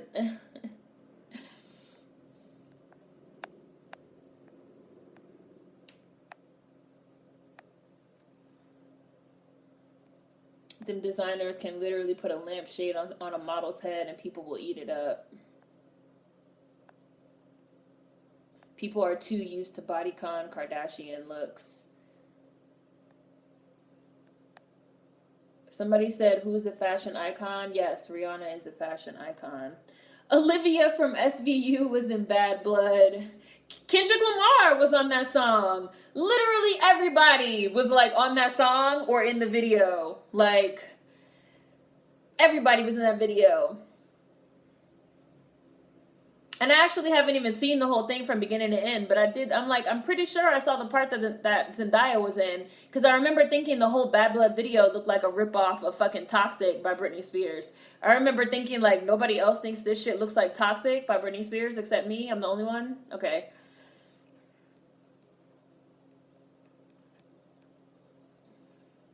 Who do I think is a fashion icon? Yeah, Rihanna. Rihanna. Rihanna is a fashion goddess. Rihanna's fashion is always on point. Tim said, damn, was I in Bad Blood? Everyone except for Katy Perry. The song was about Katy Perry, Clarissa. That's the joke. I think that's the joke.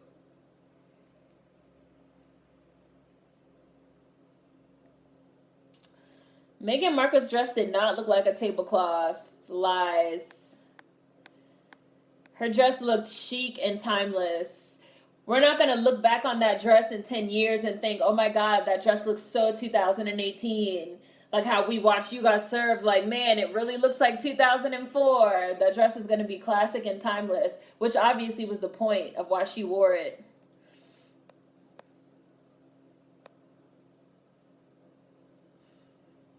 The white feminist who molested her sister from that show on HBO was in Bad Blood. No, Seren, you're not the only one. Her video was a ripoff of Toxic. Tim, I think I did see you in Bad Blood. Hi, Umi. Rihanna and Zendaya dress nothing alike. How dare you? Wow, that was disrespectful. The only girl that I could say sometimes reminds me of Rihanna, sometimes, is Tiana Taylor.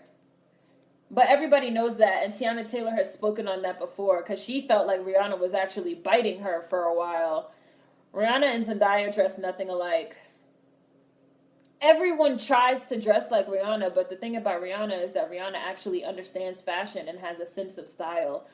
These other girls think that just putting on anything random means they're dressing like Rihanna, or means they're being fashionable, or means they're being edgy. It's not just about, I'm gonna wear the most random, ugly shit I could find and call it fashion. Rihanna understands fashion.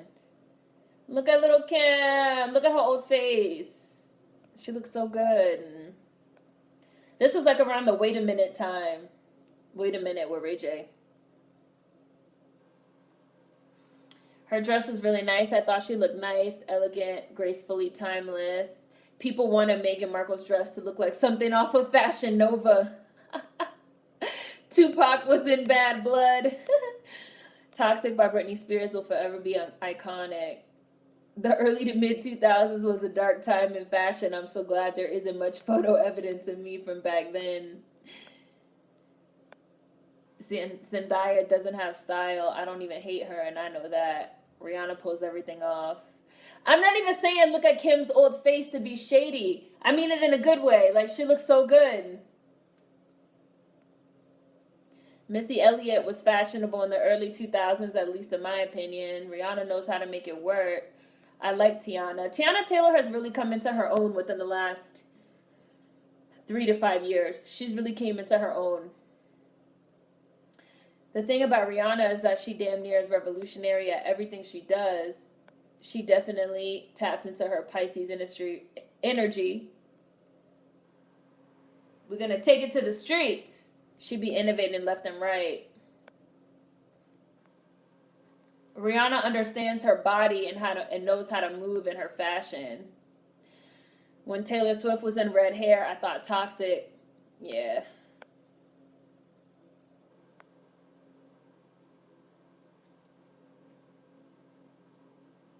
Got tear this mother up. Get grimy and dirty. Straight street. You know how I like it, baby. Straight hood. No rules. Just do the damn thing with your white spiky hair.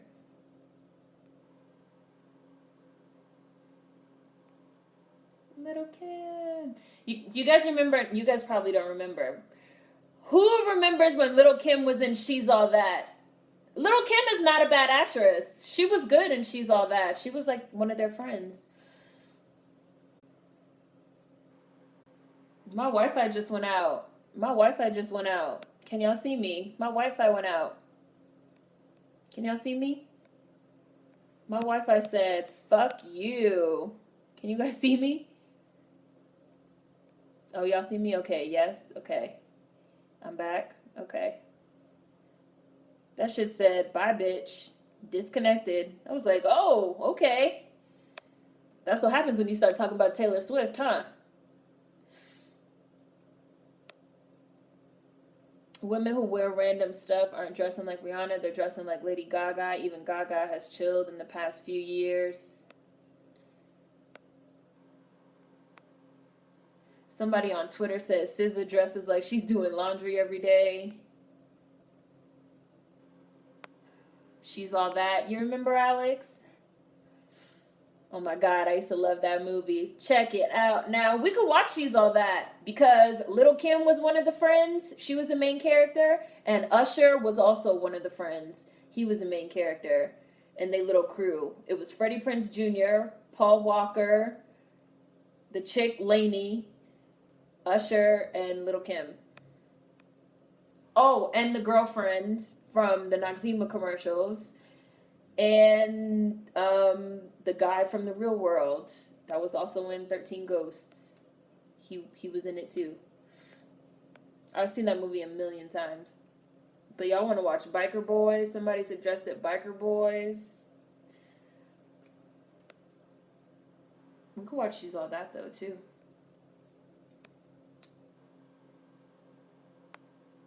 I just watched She's All That. Little Kim was so pretty. SZA dresses like she's going camping.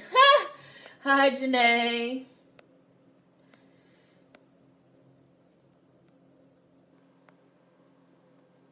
You never seen it? No, Gabrielle Union wasn't in She's All That. Was she? No, Gabrielle Union wasn't in She's All That. Gabrielle Union was in 10 Things I Hate About You. Gabrielle Union wasn't in She's All That. Was she? I don't think she was. That was that was a little bit before. That was a little bit before Gabrielle Union. Wasn't it? I'm writing in my notes that you got, because you guys said you wanted to do Biker Boys, which used to be on Netflix. You guys said you wanted to do Bring It On, which used to be on Netflix. And somebody said they wanted to do She's All That.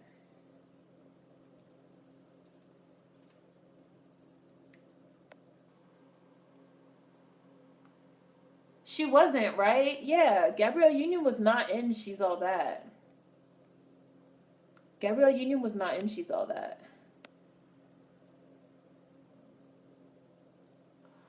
Paul Walker, R.I.P., dude. What was the movie that Usher was in with Forrest Whitaker that they had the school on lockdown? When you say a movie with Usher where they had the school on lockdown, you're making me think of the Behavior movie, Disturbing Behavior, where Usher was the football player. Disturbing Behavior? The Faculty, that was it? The Faculty? I always get The Faculty and Disturbing Behavior confused. I think The Faculty was the one that had Usher. Disturbing Behavior was the one that had Katie Holmes and James Marsden.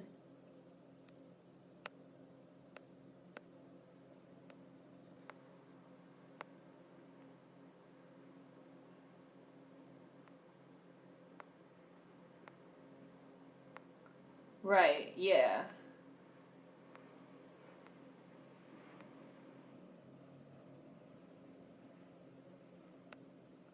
I'm about to look it up before I finish this movie. I just paused the movie so I could go look it up. Who was in She's All That? I'm about to look up the cast right now. The cast. She's All That.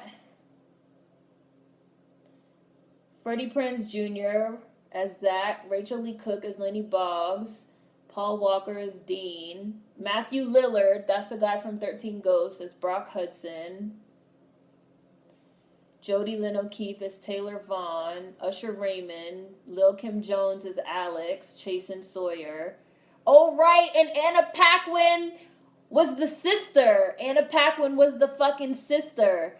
Kieran Culkin was her little brother. Oh, you're right. Gabrielle Union was in it. Okay, so we're gonna have to watch She's All That because I don't remember Gabrielle Union in this movie at all. Milo Ventimiglia was in this movie.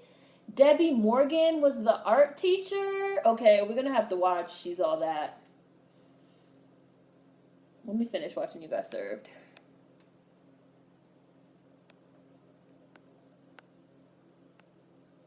Oh, Light It Up. Light It Up is the movie with Usher and Forrest Whitaker. I know that Usher was in one of those behavior movies.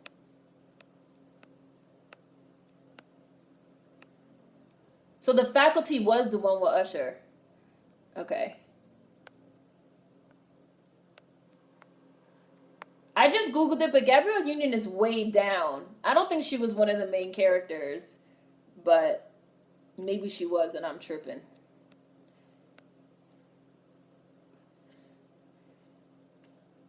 But I don't think she was one of the main characters because I really don't remember her at all.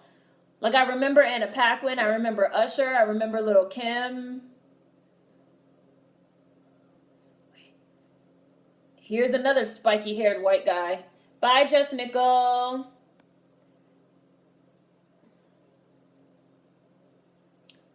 What movie is a hot mess? Y'all talk about James, my FBI agent. He's a Taylor Swift fan. My favorite line from She's All That, my favorite scene from She's All That is the fucking hacky sack scene. Where he's like, hacky sack, can't let it drop. Hack, sack. That shit is hilarious. Hi, Justin. Can't let it fall.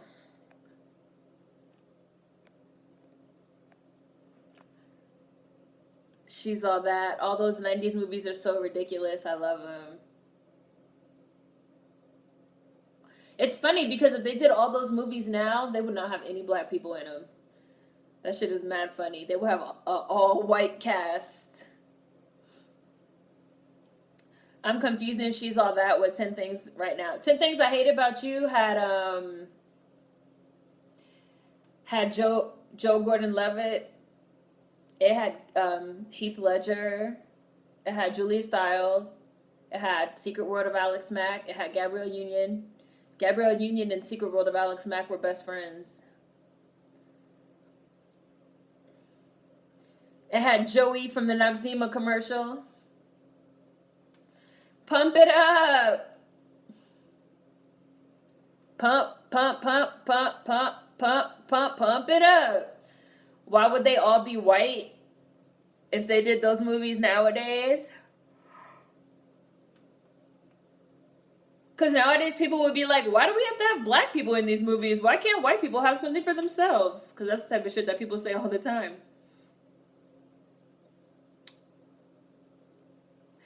10 Things I Hate About You is a great movie.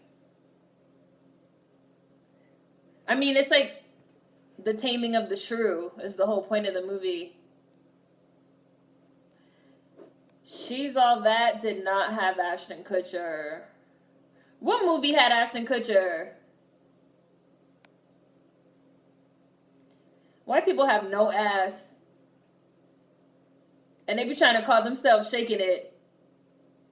They have no ass. They don't even have a little bit of ass. They just be flat. That's so weird.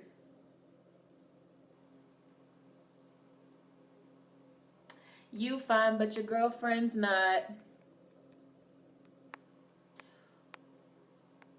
Movies are more segregated now than they were in the 90s. What movie? Oh, The Butterfly Effect. That's the movie. No ass, they shaking hopes and dreams. Pancake butt.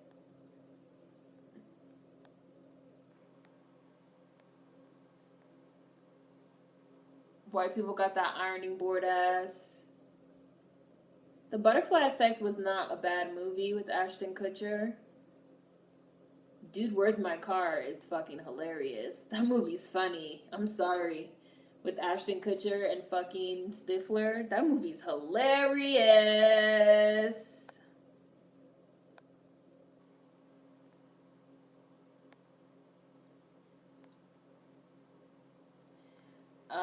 Electra, the 2000s is my time, so I'm not gonna stand for any early 2000s slander. The early 2000s was great.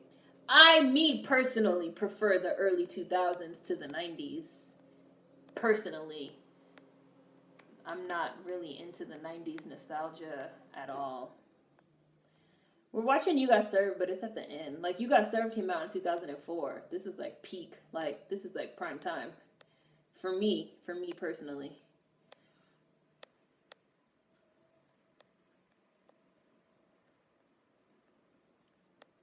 Dude, where's my car?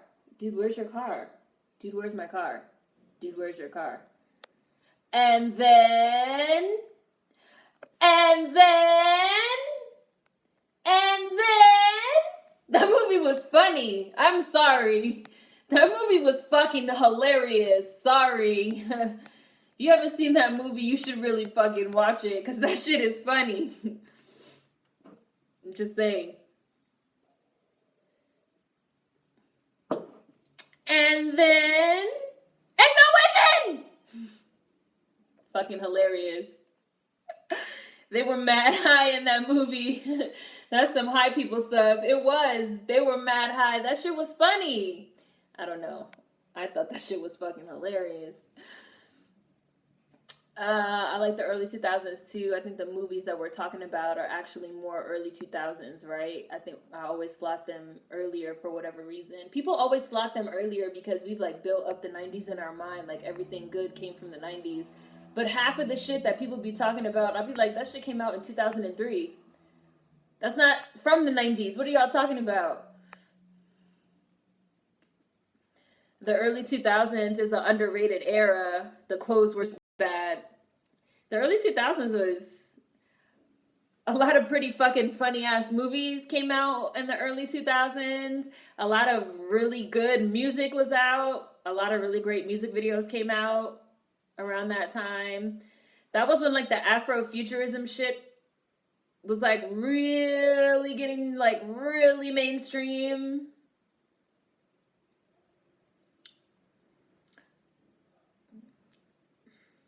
White people look like they have to struggle so hard to dance and be on beat.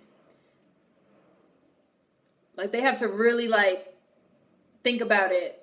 It does not come natural to them at all.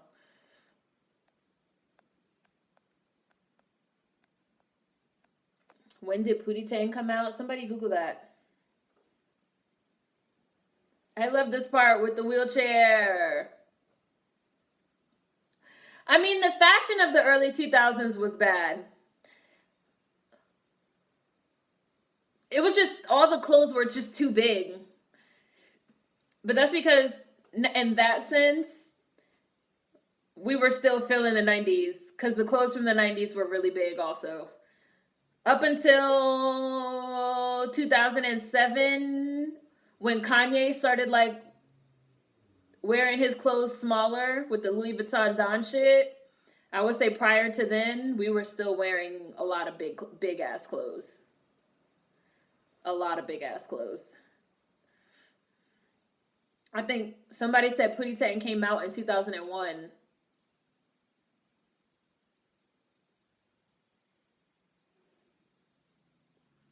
I always wondered how he did that floating thing.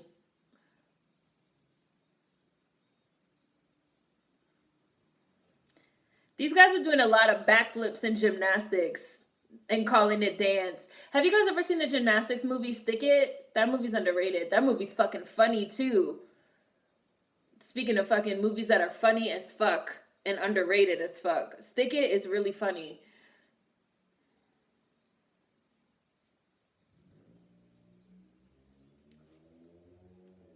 Oversized clothes were in well into 2006. I remember that much. I love Stick It. I love this part with the slow motion. Stick It was just on. I watched it yesterday. Now I want to watch Dude, Where's My Car?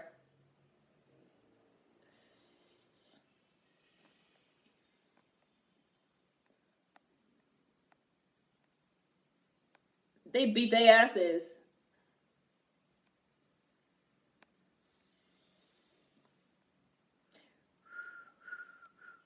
Dancing doesn't come natural to them. Pootie Tang was out in 2001. Not everything good came from the 90s. That meant like the late 2000s. Like now it really sucks. It started off good, but then the late 2000s have been just.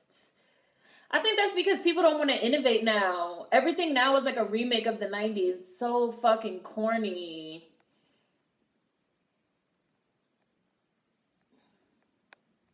I love how bad the fashion was. It's literally my favorite.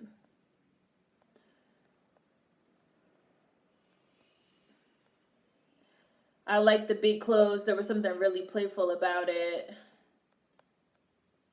I know I was. Everything I wore was extra baggy. Oversized clothes were in well into 2006. I remember that much. Stick It was just on. I watched it yesterday. I used to wear those long ass tees that hung down to the knees. I've seen Stick It. I thought that movie was good. That movie was cute.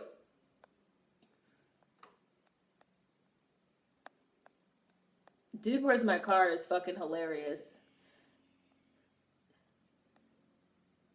Dude, Where's My Car is funny. And then, yes, no one has any original ideas anymore. Romeo Must Die came out in 2001. What year did that come out? Look it up.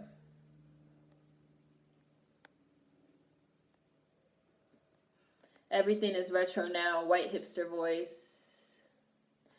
Seems like after Andre 3000 did that feature on Walk It Out about white tees looking like nightgowns, everyone stopped wearing oversized white tees.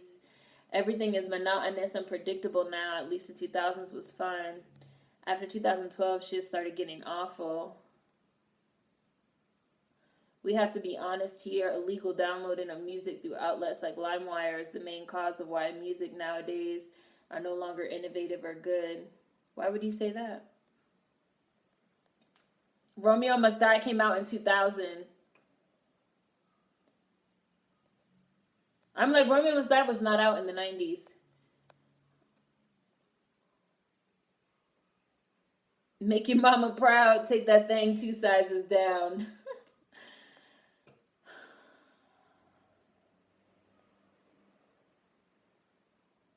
I'm sorry, Umi. I just want to laugh at this comment. It's so funny to me. The early 2000s was the last era with a ton of good black shows. Y'all remember UPN before Warner Brothers bought it out and turned it into trash ass CW? It's always funny to me when people say things like, do you remember UPN? Like, who doesn't remember UPN? Who doesn't remember UPN? That's like my response when I see people say that.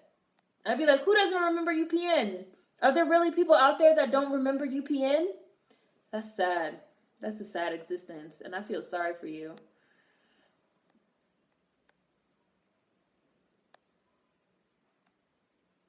Everything is a remake from the 90s.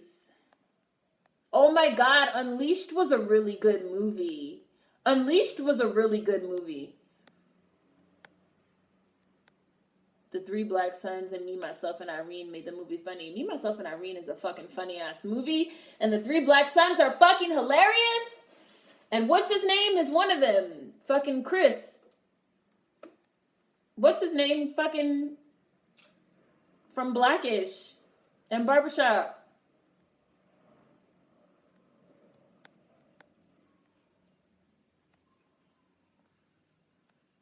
UPN was life. Moesha put UPN on the map. The music industry lost tons of money through LimeWire, hence why they took it down and deemed it as illegal. Due to the money lost, the industry kept looking for their next cash cow. The Hughleys, One-on-One, Moesha, Steve Harvey Show, etc. The Parkers. Moesha came on UPN. Unleashed was underrated. Baby Boy. Because y'all suckers got served. Served. Served. Served. Hilarious. Served. Served. When I put the post on Instagram, somebody wrote, y'all suckers got served like 100 times. They put like served, served, served, served, served. Girlfriends was on UPN. Half and Half was on UPN. Look, Davey, served. Served. Thus, once the money was regenerated. Oh, okay. Black sitcoms are making a comeback, low key. Davey, were you the one that wrote it 100 times on Instagram? Served. They literally put like served, served, served, served, served, served, served, served, served, served. 1-on-1 and 7 days were my shit. I know, I'm not saying that you're wrong, Umi. I'm just saying whenever I see that, it's just like, that's sad. People don't remember UPN. I really do feel bad. Like, I'm not even saying that to be a bitch. Like, I'm being dead ass serious. I'm just saying UPN was the absolute shit, and there, in fact, is a whole generation of kids now that grew up without that, which is really sad.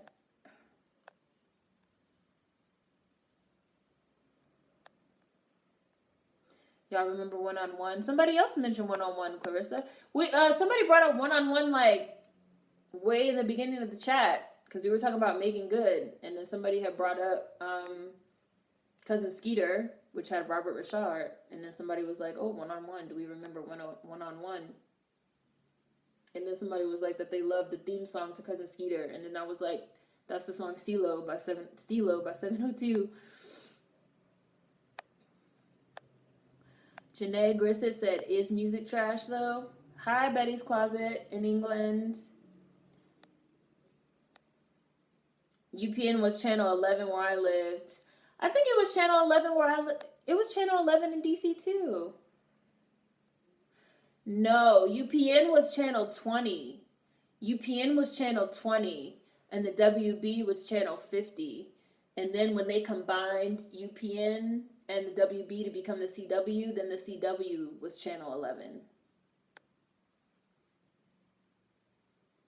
Served, served, served, served, served, served, served, served, served.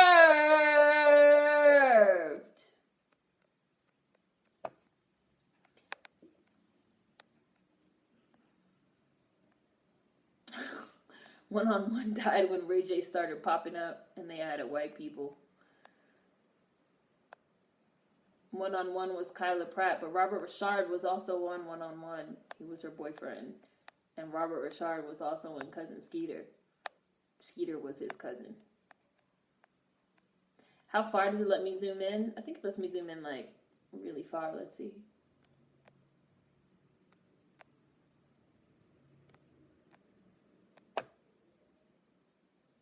That's as far as I could zoom in. That's as far.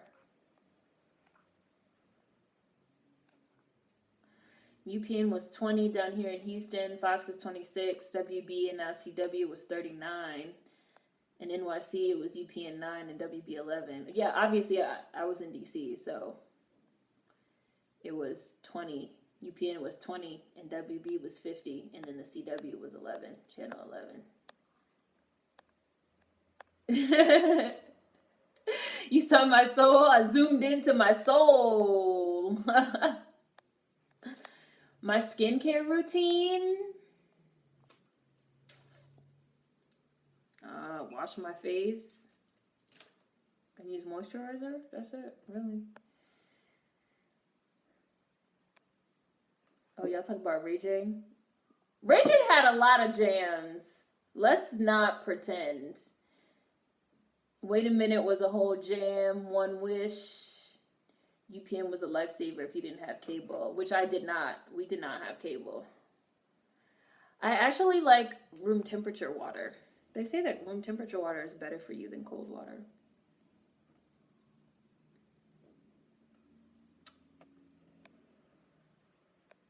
Somebody did say the Parkers. Somebody said the Parkers. So, oh, Umi, you missed it because Professor Ogilvy was the doctor. Professor Ogilvy was the doctor, and you got served. That told them that little Saint was dead. I was like, look, it's Professor Ogilvy. And then we started talking about the Parkers. But I think that was before you got here. I feel like Ray J should have had his own reality show by now. He's highly annoying and entertaining. Room temperature water is heaven. Cold water can clog your blood. Yes, team room temperature. Room temperature water is more gentle on your system. What? Ray J's One Wish was a bop. If I had one wish, one wish, one wish, one wish. That's a jam. Sexy can I love that song too. Sexy can I just pardon my manners. Girl, how you shake it. Y'all want to talk about early 2000s. Every Ray J song came out in 2001. Even the ones that didn't. Ray J did have For the Love of Ray J. Oh, him and Brandy did have a show. They did have a show. What wasn't it called, like Family Ties or something?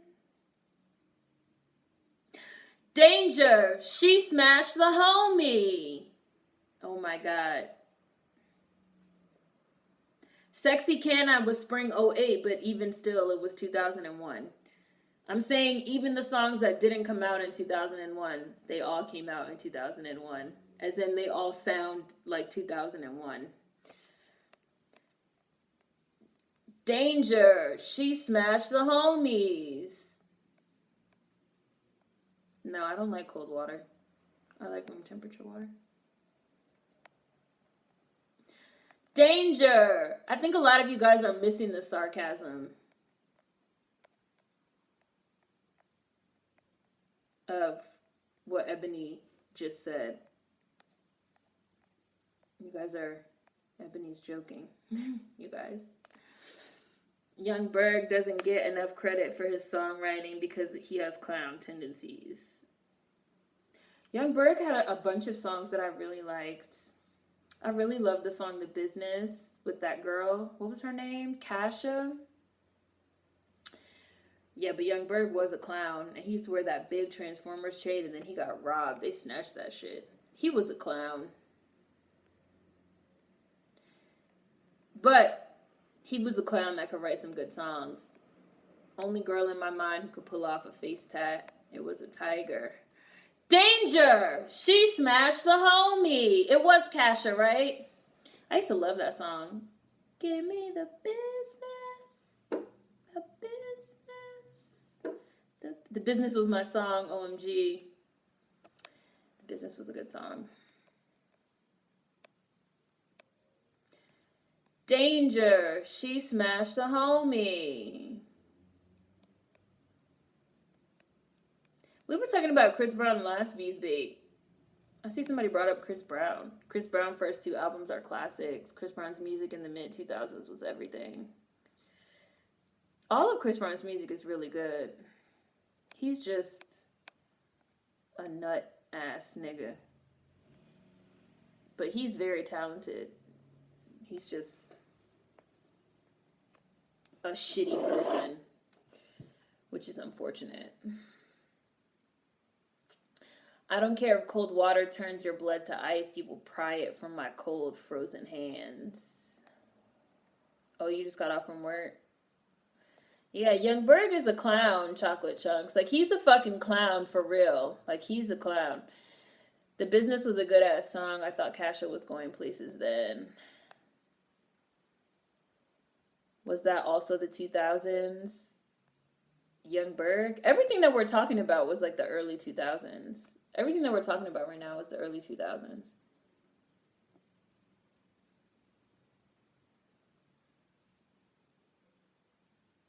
Young Jock still got that bus driver perm in his head. Y'all's goofy.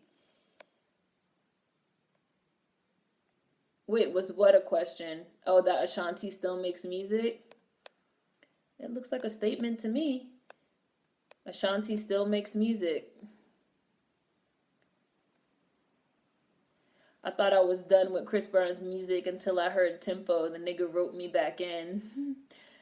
Cold water puts a shock to your system.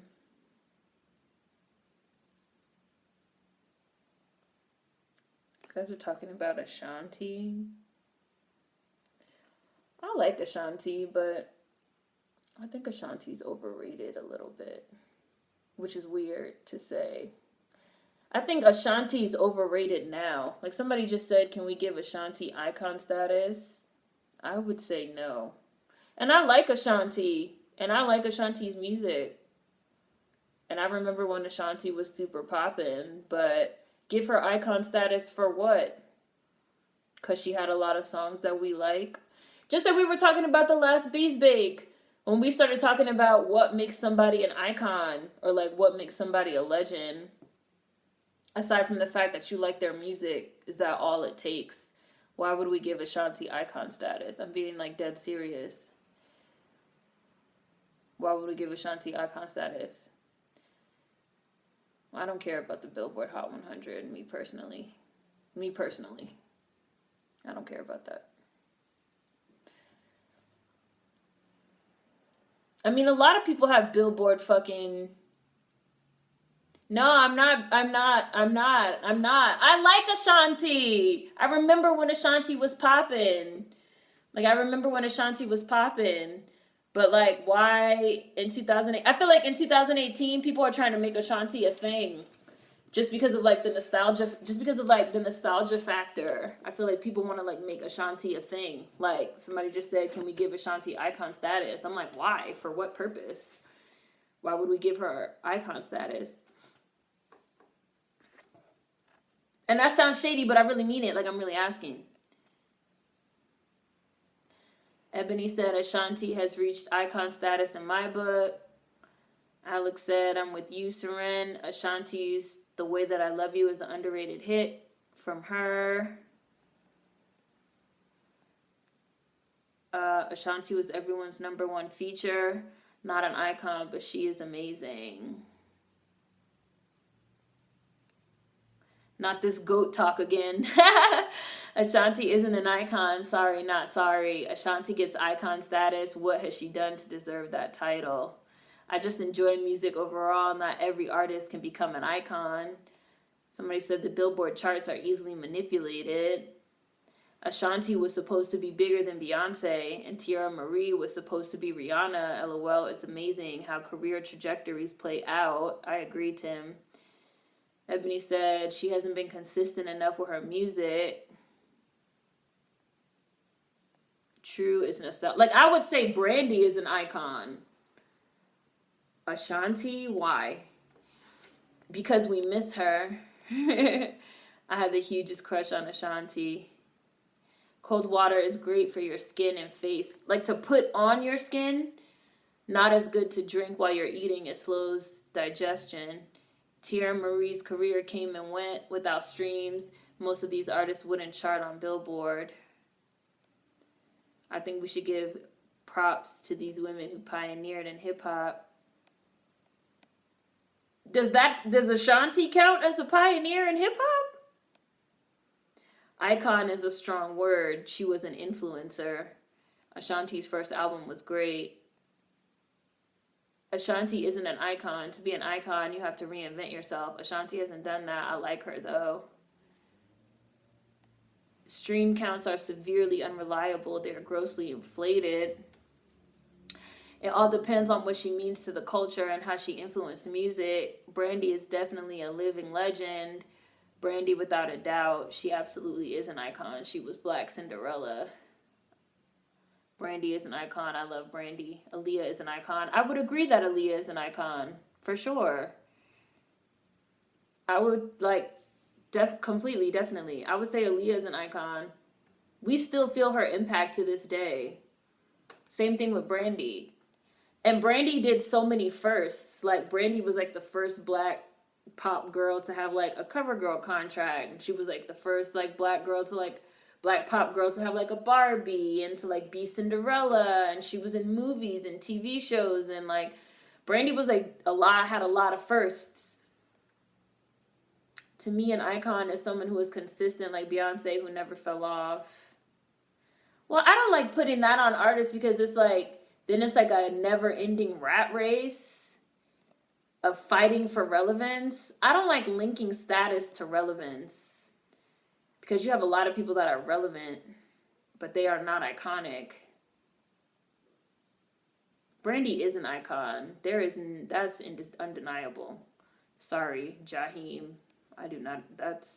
Brandy is an icon. Why would you say Brandy is not? What about Brandy's career is not iconic?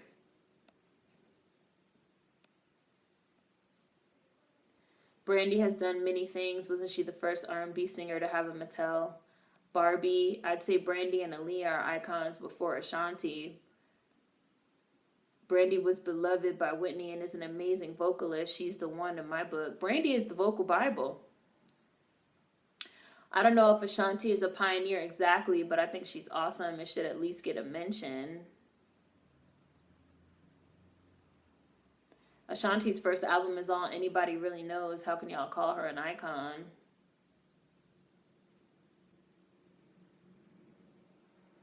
Jaded Spirit said Aaliyah sucks. Sorry. Brandy is a legend.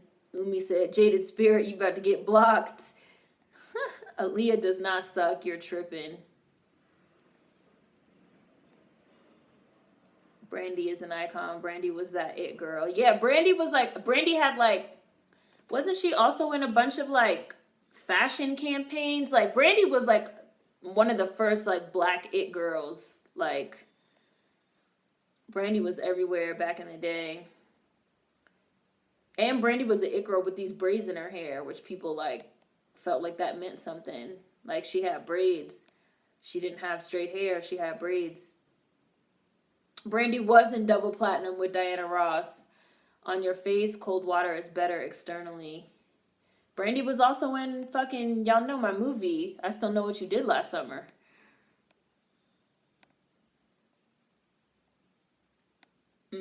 Brandy is an elite artist. I think her public life damaged her brand, so people don't appreciate her. Only black people. It's only black people that make artists work all their lives. Folks today only know Brandy from Moesha reruns. True, you have a lot of people who are not relevant anymore but are still icons. Ashanti was incredible, yes, but an icon? I don't know. Even relevant artists aren't iconic enough. You could have your wrong opinion, Jaded Spirit.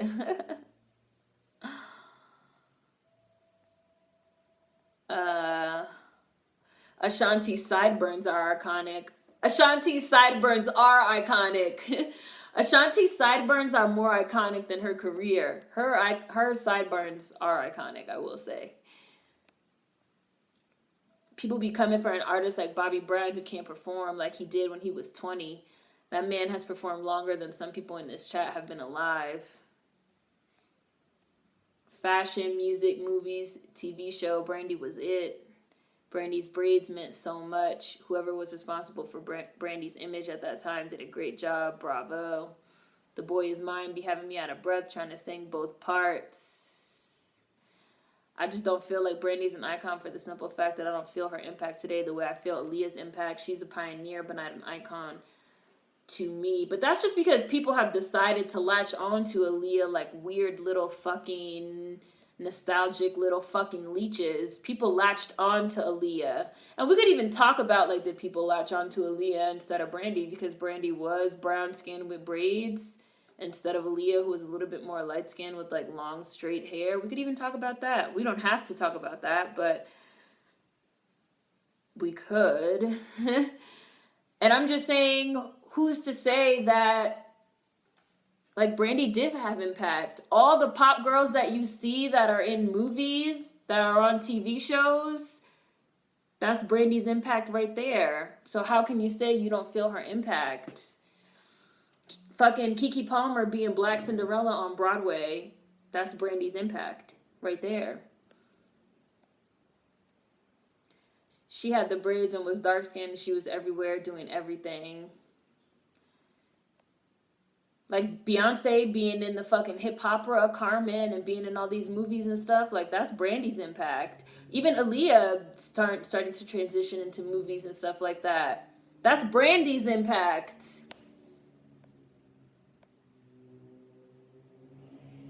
Brandy's braids are legendary within themselves. I like her having braids. Brandy has a long resume.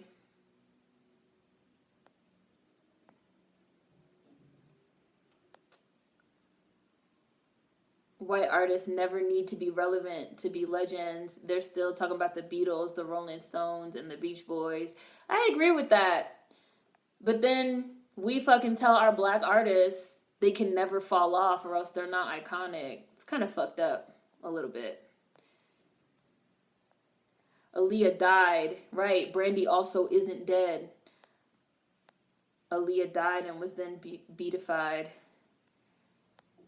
Like I'm saying, like people really latched onto Aaliyah, like in a weird way.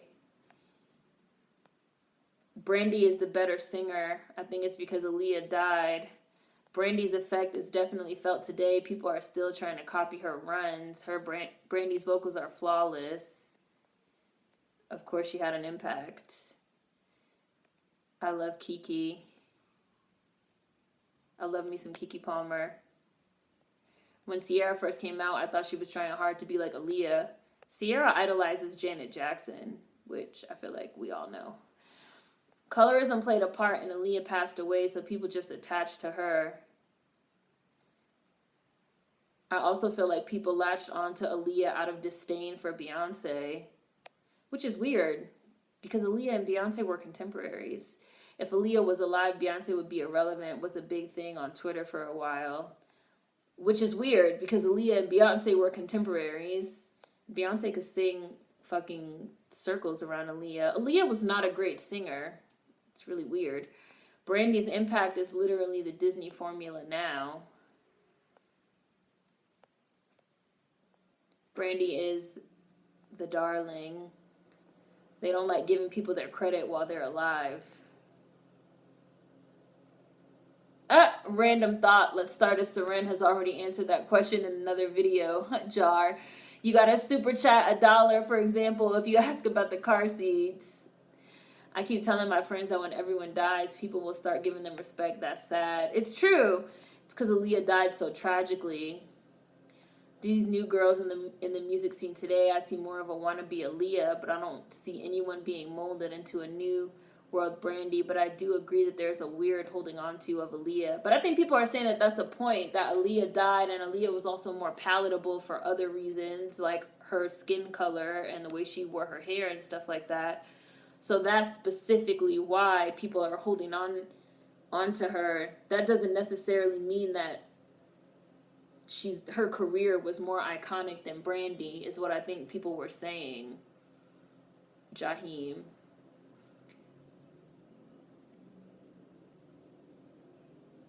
And also because she died. Yeah, when people die, they get turned into martyrs and they can be more easily stripped of all controversy and complications. Yeah. Like, you could be perfect once you're dead. Like, for sure.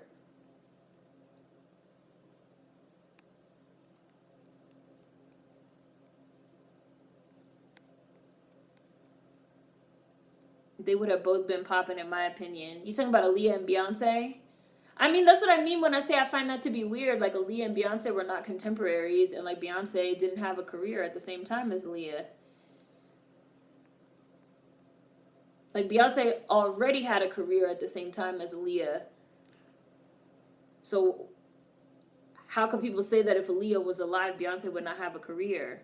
When Aaliyah was alive, Beyonce did have a career. It's so weird. People get, I feel like I've said this before in videos too. People get the timelines of things all mixed up.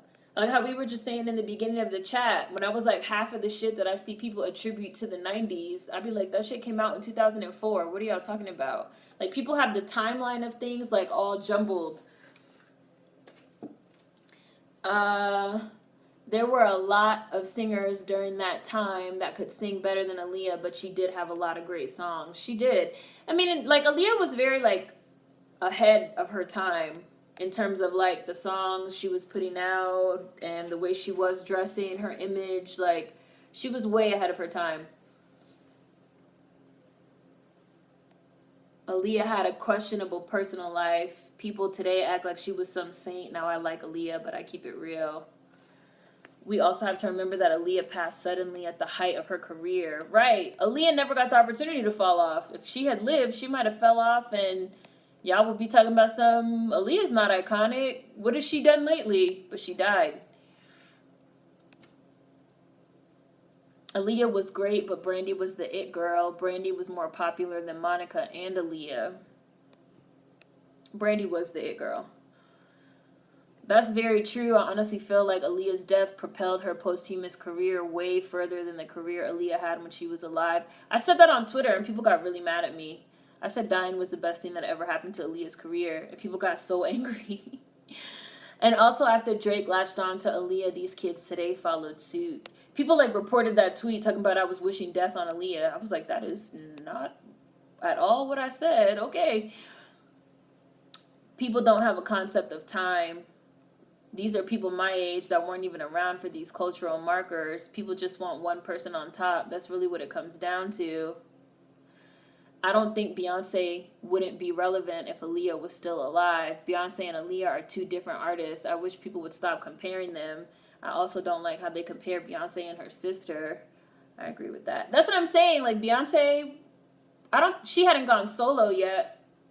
But like Destiny's Child was out and they were very fucking successful while Aaliyah was alive. So, but I think that people really, they think of Beyonce as like a later artist, like as if Beyonce came out later. So that's why they make those comparisons of like, if Aaliyah had lived, Beyonce wouldn't have a career. Like, what? What are you talking about? Aaliyah had Timbaland. Timbaland also produced for Brandy. Didn't he executive produce Full Moon? Which is a great CD. Great. Sometimes it's not about being a good singer. Sometimes it's about being a good performer. Like Jimi Hendrix, TLC, Janis Joplin, to name a few. But that's like Beyonce. People compare Beyonce and Aaliyah. Like Beyonce is not a great performer. Beyonce is a great performer. And she can also sing. Brandy was the industry girl working everywhere. Aaliyah was more of a production girl. Similar to Rihanna's career model, maybe. People that are my age weren't around to see who was there.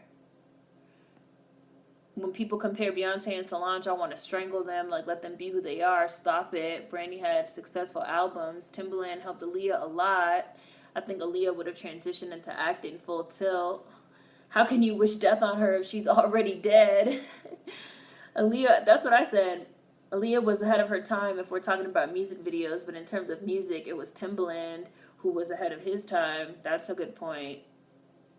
Drake is done. I'm sick of him always trend hopping. People flip out when you question their martyrs, but it's what needs to happen sometimes. B's work ethic is unmatched. I think Beyonce would still be Beyonce. Aaliyah might have fallen off later on. People need to stop pitting women against each other. I can't with Drake. He's cringe as fuck to me. He's corny, and so are his fans, in my opinion. I remember I said that on Twitter when the whole Meek Mill shit was going on. I was like, this whole shit is corny, and all of y'all are corny, too. People think Beyonce came out during Single Ladies. Right. People think Beyonce came out in 2006. I feel like Beyonce had a whole career. Number one, Beyonce had a whole career before her solo album came out in 2003. Like Beyonce had a whole career with a group. They put out about 5 albums that were all good. Let's chill. Static and Aaliyah developed some futuristic sound on her self-titled album. R.I.P. Static. That was my guy. I was very sad when he died. I thought the Beyonce comparison early in her career was between her and Ciara. I never knew people really compared B and Aaliyah much. No, a lot of people, I've seen that too.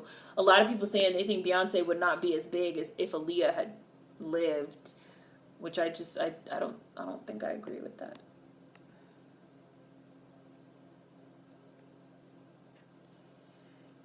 If Aaliyah had lived, I feel like Ciara is the one that wouldn't have much of a career. That would be a better argument. Also, Aaliyah and Rihanna would be played off each other by the media. Rihanna's a lot younger, though. That's what I mean when I say that, like, we think of Aaliyah in terms of, like, Aaliyah that died. How old was Aaliyah when she died? 23? Which means that by the time Rihanna came out, Rihanna was 16 when she came out in 2005. So Aaliyah would have been pushing 30 by the time Rihanna came out. Not that that's old, but Rihanna and Aaliyah wouldn't even have been in the same lane by the time Rihanna came out. Because Rihanna would have been like a little teeny bopper. Brandy had a long run too. 1994 to 2008. Didn't that joint with CB come out in 2008? That was a hit. I'm gonna put it down, you can turn it up. I'm gonna put it up, you can turn it up. It did come out. That's what I'm saying. People act like Brandy hasn't had a hit in years. That's not true. Niggas have short-term memories for real, for real. They can't remember shit that wasn't out last week. Oh, Dark Child, executive produced Full Moon. Rodney! I wish people would stop comparing artists, period. It's old. Actually, Put It Down came out in 2012, so 1994 to 2012. How was that not iconic? JoJo said they think Beyonce came out during Single Ladies. I'm rolling. They like to pit black women specifically against each other. All these artists can exist and thrive in the same space. Beyonce's been performing since like 92. Beyonce's literally been famous since she was like 14 or 15 years old, and she's now 36. Like longer than a lot of these people have been alive. Drake gonna run out of trends to bite, just like Bruno gonna run out of black eras to use as a costume. They call Drake's fans Aubrey's Angels. Y'all are hilarious. 22? She was 22. Okay, 22. Yeah, Aaliyah would be more mature. Why would she be battling with a teen? Right, that's what I'm saying. Like I said, Aaliyah got frozen in time at the time of her death. We don't think about, if she had lived, she would have gotten older. Like, she wouldn't have been 22 forever. She's 22 forever now because that's the age she died at. Brandy's a legend in my eyes, enough said. She would have been 27. Right, okay, so Aaliyah would have been 27. Rihanna would have been 15, 16. They wouldn't have been in the same lane at all. We keep her frozen in time. Aaliyah would certainly have had a flop or two if she had lived. Rihanna is a different artist. Dark Child is one of my favorite producers ever. Put It Down was 2012. 2008 was that Human album that she hates now. I didn't like Human. Human wasn't a good album. Bruno gonna be biting the scat era next. Timbaland produced the Aphrodisiac album, which was also great. I'm like, I know Timbaland executive produced at least one of Brandy's albums. Like, Brandy has had great albums and great music that is definitely comparable to Aaliyah's music. Aphrodisiac was a great album. They think Aaliyah would be 22 forever. Aaliyah was born in 79 and so was Brandy, but Brandy's a superior artist. I mean, I think we all agree with that. I mean, maybe some people don't, but I do. I agree with it. Brandy was the superior artist. Yeah, nah, that's fair. Brandy was the superior artist. I kind of feel like that's what we're saying, like that Brandy was the superior artist. She was a superior artist in her time, but like she became the it girl. She could really sing. Like, she has good music. Aaliyah and Brandy did use similar producers. Like, they both used Timbaland. Like, I would say that Brandy's a better artist. But somebody said that they just felt like they feel Aaliyah's impact more. But other people were saying that that's because Aaliyah died and people latched onto her. She never got older and never fell off because she died at 22. Brandy knows how to reinvent herself. A lot of artists that came out at the same time as her don't know how to market themselves in today's market. Bruno wouldn't have been around in the early 2000s. Nobody would have listened to him outside of weddings. No, I didn't listen to Janelle Monáe's album. Brandy was the superior artist, but Aaliyah was really good at dancing. Aphrodisiac had the Kanye joint. Yeah, that was a fire-ass album too, coming off of Full Moon. Yeah. I love that song. The more they talk about our love. I love that song. So who matters more in this music game, the artist, the producer, or the writer? That's a good question, Davy Jones. Who do we think matters most? The artist, the producer, or the writer? I think I might say the producer.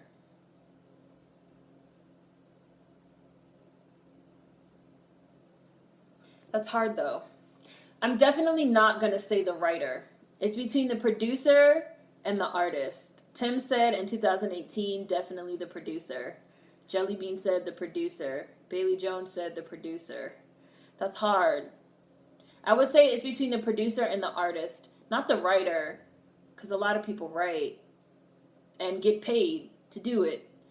But like production value can make or break a song. But also, just like somebody else said, songs and production have to go to the right artist as well. Who matters more in this music game, the artist, the producer, or the writer? Somebody said producer, 2018, definitely the producer, the producer. Shonda said, I think all three. Soybean said, that's hard. Jojo said, I think it's 50-50. The artist can make a song. Alex said the producer and the artist. Jellybean, the producer, they make the sound and the vibe. Bailey said, but in the case of Rihanna, she makes a song, period. Right, I thought of Rihanna too. Because there have been producers and writers that have like gone on the record as saying like that they shop songs around and nobody can make a song sound like Rihanna can. Like I was listening the other day to a demo by who was it by? It was a demo for S&M. And like in a lot of ways the song sounded exactly the same, but it just didn't have that Rihanna twist on it. The producer changes every era. 2018 is the era of the producer. Rihanna makes songs sounds better. The producer can also make the artist. The producer and the writer. Jada said.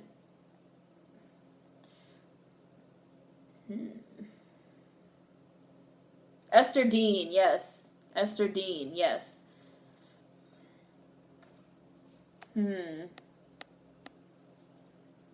Esther Dean is the one who wrote it. And I was listening to her demo where she was singing it. I mean, and she has a nice enough voice, but it just didn't have that Rihanna, like, pop. A lot of artists nowadays don't even write. I think people need to be more real about how much collaboration there is in music. Without the producer, what would you write to? And the artist wouldn't have anything to rap or sing to. Writers get no respect. Quentin Miller lost a leg and Rhymefest was on Twitter getting dragged by Kanye fans as if Rhymefest didn't play a part of Kanye becoming Kanye. But that's just because people feel like, I don't want to say that anybody can write, but not everybody has the charisma to be an artist. I would say more people can write than be artists, in my opinion.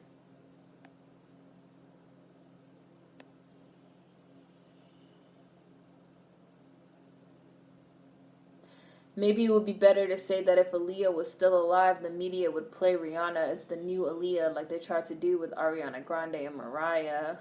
Roderick said, let's argue about Brandy's best song, which is Broken Hearted. Broken Hearted is a good song. I like Who Is She to You a lot. I like Almost Doesn't Count a lot. I love the video for Almost Doesn't Count too. I like Aphrodisiac a lot. Nah, I can't pick what's the best Brandy song. We're not even about to do that. Nope. Sitting Up in My Room. Brandy has a really extensive discography with a lot of good songs. I don't think I can pick one. The writer is irrelevant to me. There's like 10 plus writers on a song. Even a dog can be qualified as a writer. Yes, you can order the book as an ebook using Gumroad. If you go to the About section of my YouTube channel, the link is there. Carrie Hilson has been writing for a lot of people. I like Esther Dean. I think the artist is more important. I I feel like nowadays writers are not that important because a song can have like 12 writers on it. I think the artists are more important if they have actual creative control and are writing their own stuff. Umbrella was supposed to go to Britney before it went to Rihanna. I don't think she could have done for it what Rihanna did, and The Dream wrote that one. Right. And for an example, The Dream always, one of his little trademarks on all of his songs is that he'd be like, Ella, Ella. That's what he did on Falsetto. Ella, Ella.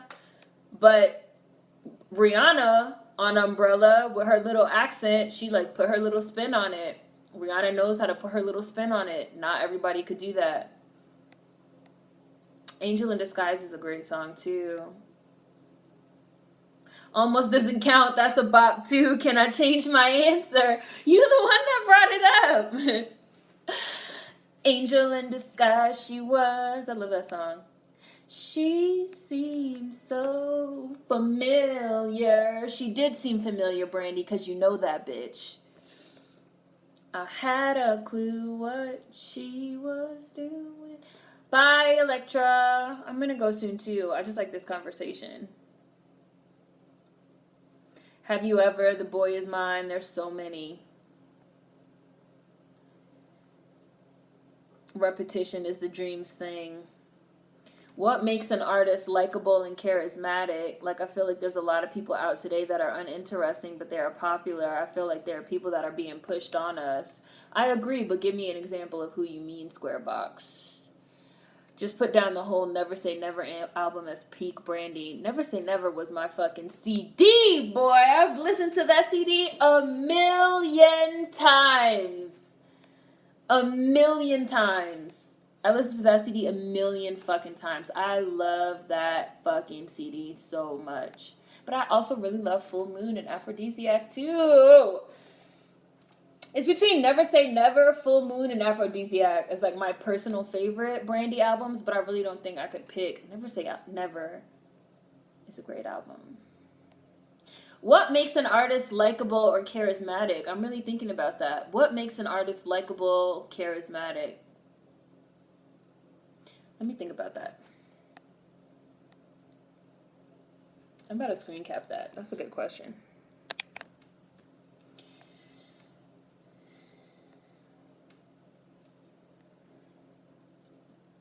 SZA is an example. Okay, so SZA is an example of someone that is popular but uninteresting and is being pushed on us. I concur, but there are people that really love SZA. As we saw last Bees Bake, it was some people in there defending SZA hard body and defending her music. Like, they really fuck with her music. I don't know why, but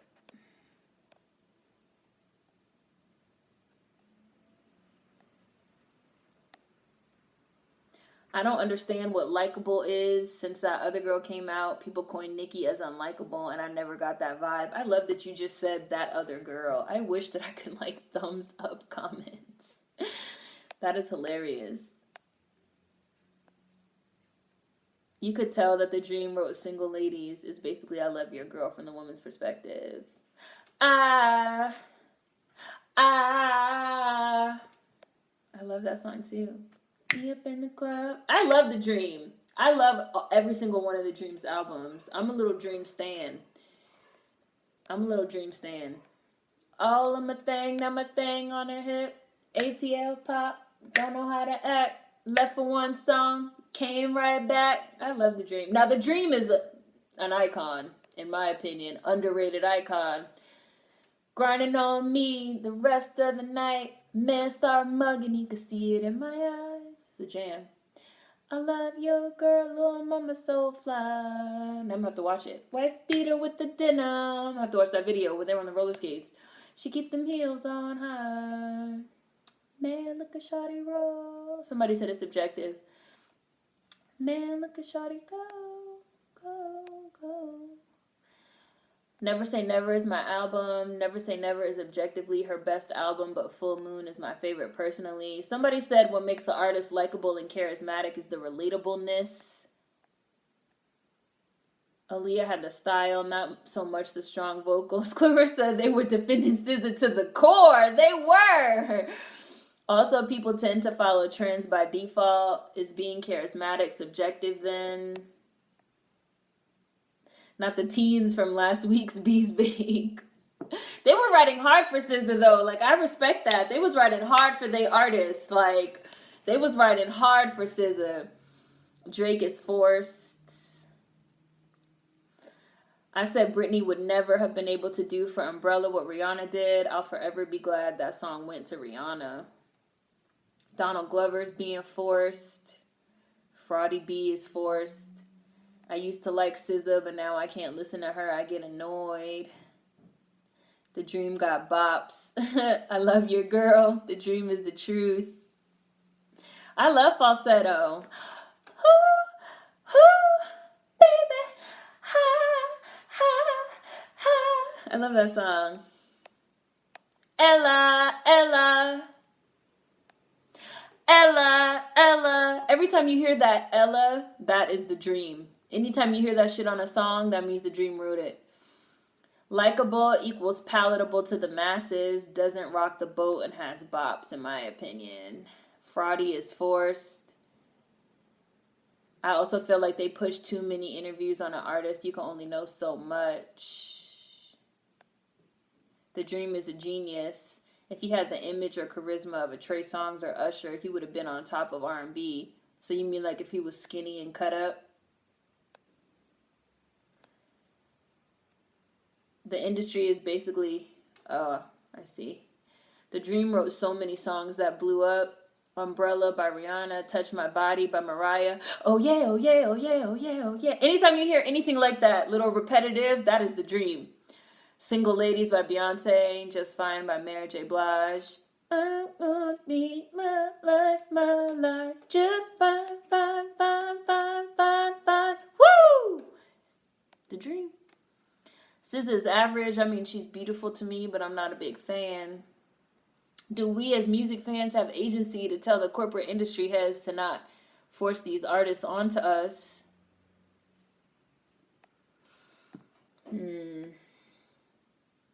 Them little kids were trying to put SZA on GOAT level. Fuck out of here with that. Somebody really was like, SZA is a GOAT and an icon. That was how we even started having the conversation last week of like what makes a person a GOAT or an icon besides the fact that you like their music.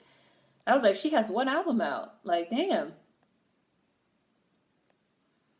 I think it's honestly because artists are too relatable, which is why they don't have star power. I'm glad that somebody brought up the interviews because I feel like all these interviews and social media and stuff like that too does contribute to this idea that the artists are so relatable. They're just like us, which also contributes to the push because people feel like who's going to be the most relatable. The labels feel like who's going to be the most relatable because we could push that artist the most. However, when you are too relatable, it is true that makes it a little bit harder for you to have that star power because you're just too relatable.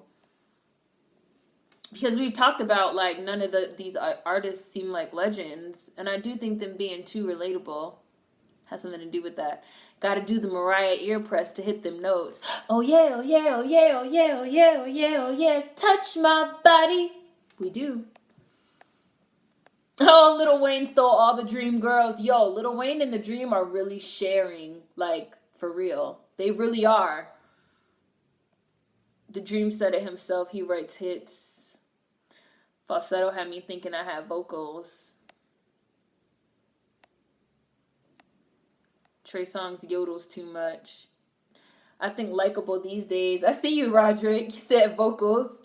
I think likable these days is just someone that doesn't shake the table. They want artists to just be light and fun all the time.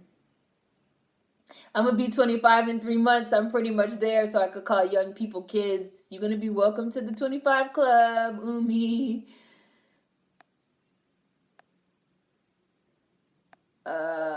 Somebody said Trey Songz is a Billy Goat Lord. Thank you. Off topic, managed to watch half of the Hidden Figures playlist today while untangling my hair. Learned so much. Super underrated series. Thank you. Thank you for watching. I love that series. I feel like I learned so much doing it. I really do it for myself so that I could learn. People like SZA's aesthetic. Her aesthetic makes people have tunnel vision that she can't sing live. I already... Damn, I wish I had my phone. I already told y'all SZA has that fucking...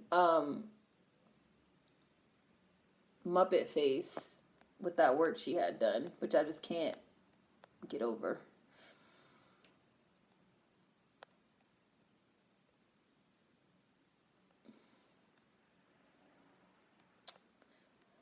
I like mystery with my artists. Somebody said Lloyd has a nice voice.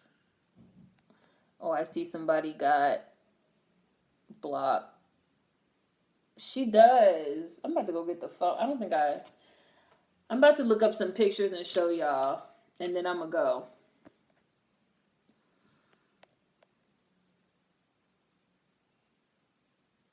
Billy Goats. Trey Songz is up there with Jesse Smollett, sounding like Billy Goats. That's one of the things people liked about Prince also. Along with being incredibly talented, writing, producing, and being an amazing artist, he also had this mystique to him. Somebody said, bring back Neo Soul. Hi, Kari. Nobody could figure out Prince. Hi, Amanda. I said before, I was like, I don't think SZA's face looks bad. And I really don't. I just feel like her face looks like she got work done. I feel like all the girls go to the same plastic surgeon and the plastic surgeon be giving them all the same face. Which is unfortunate. I'm about to look it up on my computer.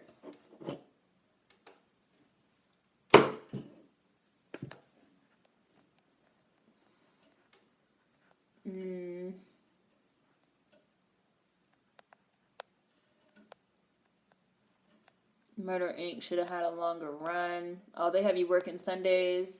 That's whack. I think mystery really adds a lot to an artist. They all go to Dr. Miami.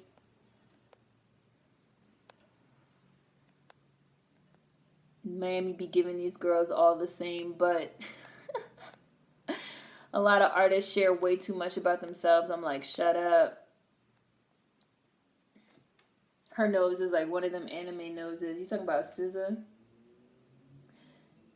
She looked like Janice. She looked like Janice from the Muppets. To me.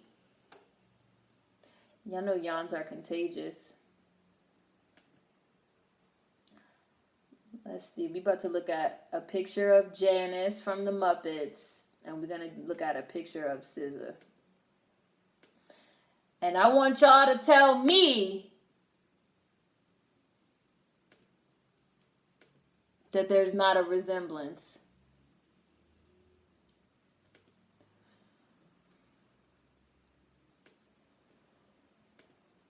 Okay, so boom, right? Boom.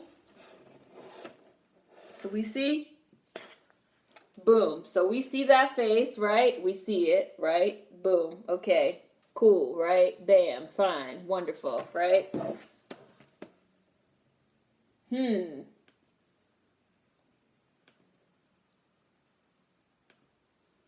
Tell me I'm lying. Tell me I'm lying. Tell me I'm tripping. Tell me I'm tripping. Am I? Am I? Am I? Am I?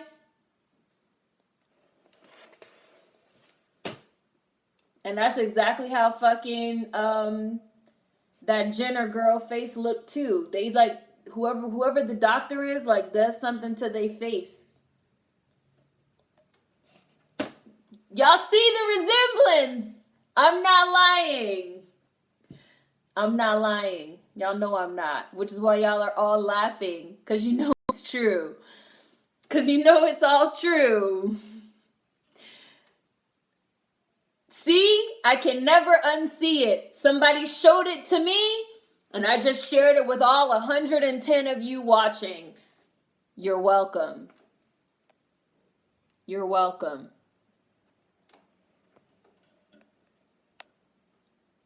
It's something. It's something. No, it's something in the mouth area too. The mouth and the chin and the eyelashes. Something. It's like something in the face. They like do something to their faces. They like do something. And they all look the same. All their faces look the same now. And now you've all seen it. Somebody said, dang, you're right. SZA got that Tamar Braxton special. That was mean. I didn't say that. I didn't say. Oh, there is a resemblance. Sadness. Yeah. Yikes. I hate you. Bye. You're not lying. Why are you like this? I just call it how I see it. I'm sorry. I'm logging off and turning off my Wi-Fi. I'm sorry. It's Dr. Miami. The Snapchat got him hella overrated. I do see the resemblance. I'm just saying. I feel like all the girls go to this. Oh, somebody said do the Michael B. Jordan face.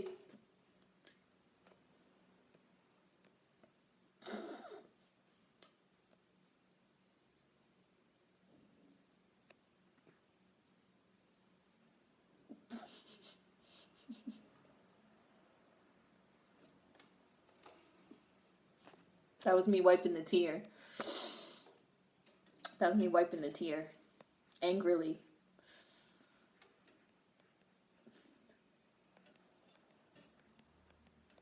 I'm just saying.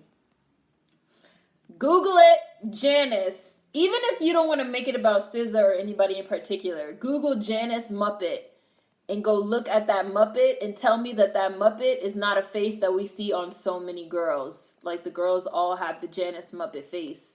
Like, they all get the same thing done to their face. And they all got the Janet Muppet face. See, Roxanne was like, all these Janices. Like, it's a lot of Janices running around out here.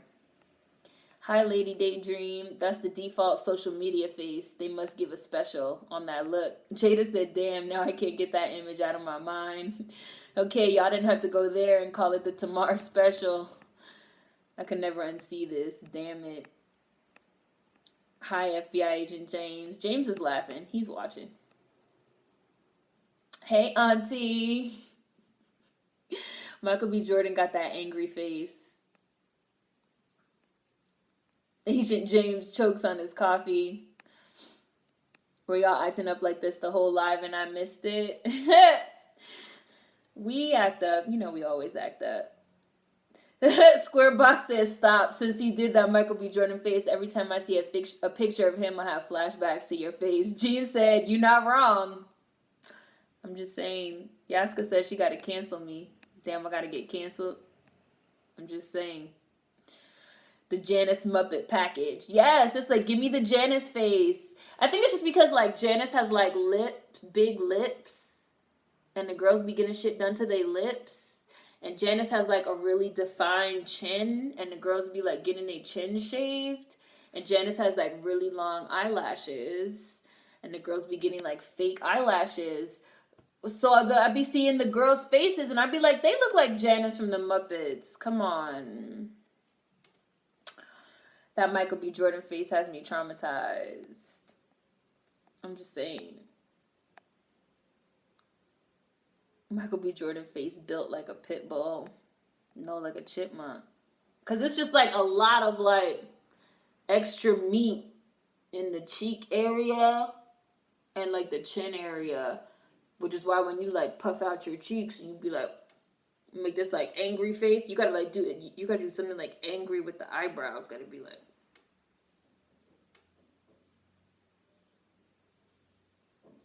That's like the Michael B. Jordan face. But that's not to like talk bad about Michael B. Jordan, even though I don't really find him that attractive. I know the people like love him.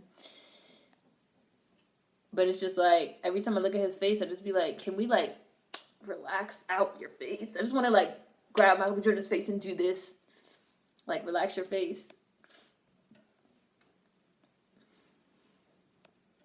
Michael B. Jordan got that face that every black mom makes when they tell their kids to be quiet in public. You talk about Janice, right, Roxanne? That she's all lip and no nose. I think that's part of it too, because the girls be getting their noses done, and they be making their noses real small, and they be making their lips real big, and it'd be like eyelashes, and like no nose, and like big lips, and like a shaved, defined chin. And it looks like Janice from the Muppets. And that's like the look that's hot right now. Which is fine. I'm just saying. Did I think that SZA was pretty before? I thought she was prettier before than now. I thought that SZA looked her, to me, my opinion, just my opinion.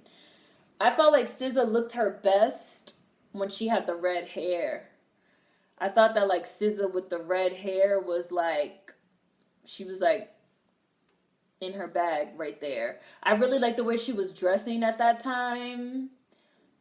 Um, she said she still had like, she had lost weight, but not as much weight. So she was like still a little bit more on her like tomboy, which I thought was cool. Now she dresses very regular to me, in my opinion. But she was like still on her little tomboy steez, which I thought was like cute. I thought her face was prettier. I just thought her face was like prettier. I thought the red hair was interesting. I just thought she looked interesting, and I thought her face looked better back then, and I liked her little tomboy style. And I feel like that was like her like peak physically. But people like how she looks now better. Like she dropped more weight, so now she's like very thin, and she dresses like very Instagram, Tumblr fashion. She doesn't wear her like kinky weave anymore. She has this like long, dark, straight weave, which is like very regular. She has her Janice Muppet face, which is like very regular, but like that's what people like. So that's why she's popping right now. I mean, and like it's her decision. It's like her career. So, and she's blown up since then. So obviously, that's what people like. Bratz doll syndrome. That's another good way of putting it. Yeah, like big eyes and like lots of eyelashes and like no nose and like big mouth and like defined chin. Bratz doll syndrome, Janice from the Muppets face, whatever you want to call it. Michael B. Jordan is not fine. Everyone hypes him. He's only cute in the body, not the face. Thank you, Lyra. I see you. Everybody's trying to look like somebody else. Why can't you just be you? Yes, SZA did look good with the red hair. She was always really pretty to me, and she still is. Michael B. Jordan is beautiful in his own way. Janice is all lip, no nose, and all eyelashes. I don't understand why people hate noses. I mean, I know it's because of race, but I love noses. I love big noses.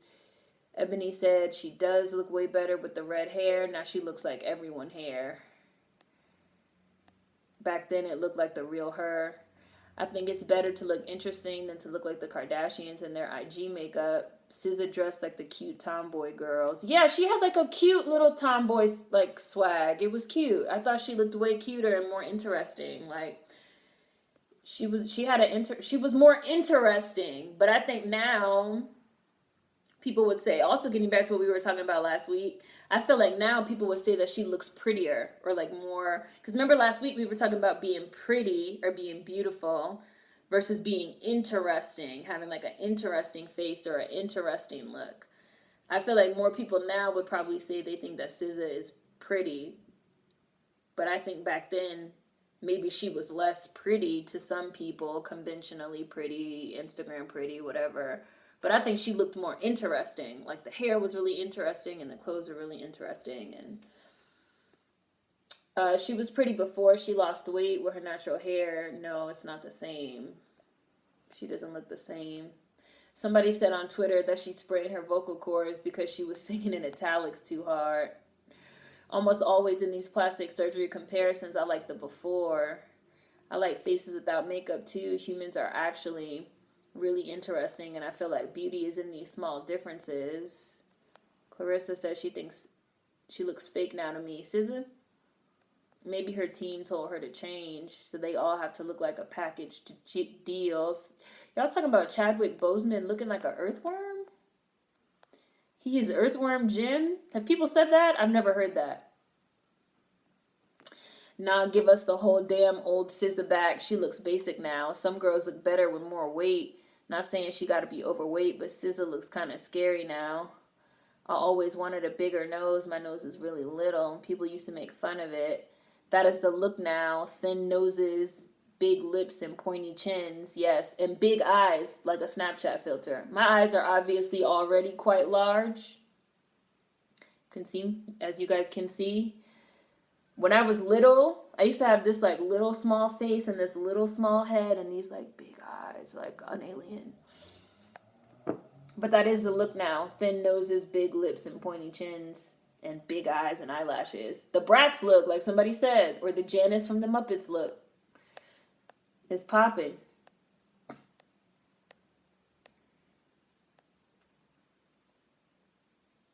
Roger says, he's not cute. Y'all need to stop. Chadwick Boseman. People call Chadwick Boseman an earthworm? I have never heard that before.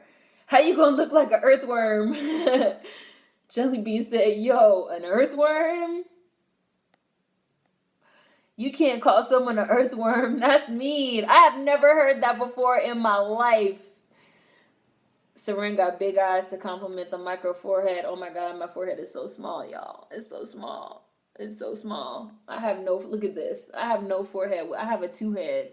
I have no forehead whatsoever. That's why I always have to have my hair pushed back off my face. Because when my hair is in my face, I look like Cousin It. Like, I don't have no forehead. And I know that about myself. It's fine. I don't have no forehead. Y'all call Chadwick a worm. I'm dead. Monica said, LOL, my forehead's small too. Earthworm Jim. I'm going to have to look it up. My forehead is non-existent. I do look like Cousin It.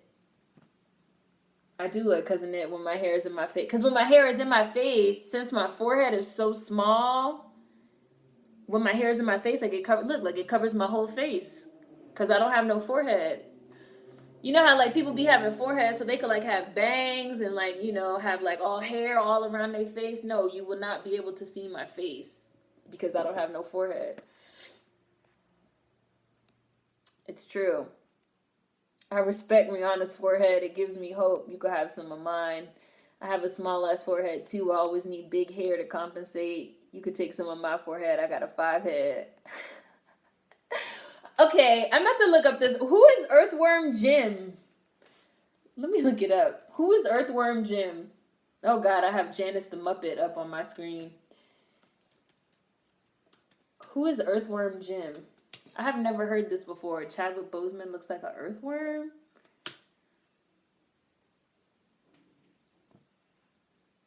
I'm not about to play with y'all. I just Googled Earthworm Jim and now I'm hollering. Oh Lord. Okay, let me look it up too.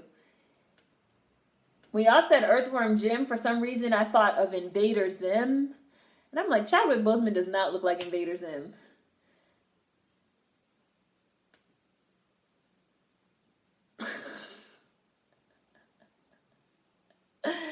You guys are mean. I mean, I guess he does kind of look like Chadwick Boseman a little bit. Y'all are mean. Y'all mean. Y'all are mean. Y'all going to hell. I mean, I guess he does kind of a little bit. Y'all rude. It's just because he has like big teeth and like a square head. Chadwick Boseman has kind of a square shaped head too.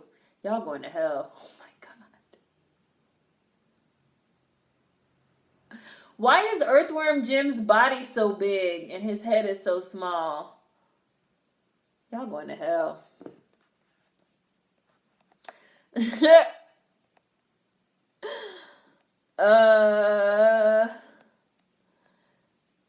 Earthworm Jim is a video game character from the 90s. I just looked up Earthworm Jim and I'm sad now. Oh, you want to see it, Alex? Okay, let me find a comparison Chadwick Boseman picture. And then I'll show you. As y'all can see by my avatar, my forehead is prominent. What the fuck? He does not look like Earthworm Jim. This is a travesty. Nah, don't play Chadwick like that. I mean,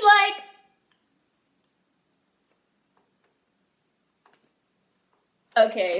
Okay. So Chadwick Boseman, right? Okay, y'all see? So Chadwick Boseman, okay.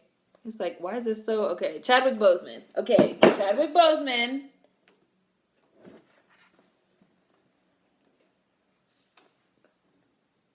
Can y'all see Earthworm Jim? Did y'all see it? Could y'all see it? Could y'all see it?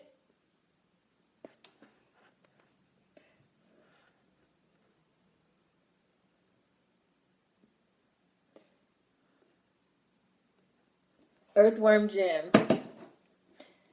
So now having seen it, let's look at Chadwick Boseman again. What do we think? I don't know. I think it is the smile and the teeth. Y'all mean. I think on that note, we're gonna end it because y'all rude as fuck. Y'all rude as hell. No, he doesn't. Y'all on some high shit now. I love that so many people know who Earthworm Jim is. That is a true reading of this group. Earthworm Jim is going to Wakanda. Y'all rude. I know people built like Earthworm Jim. I'm afraid to look up Earthworm Jim. I like the way Chadwick looks. I don't want to ruin it. It's because of Chadwick's scowl. Look at that scowl and tell me I don't look like your boy T'Challa. No, it's still too rude. Y'all are wrong for that. Wow. Why are you doing this to me? They don't look alike. Chadwick is ruined. It's the smile and the teeth.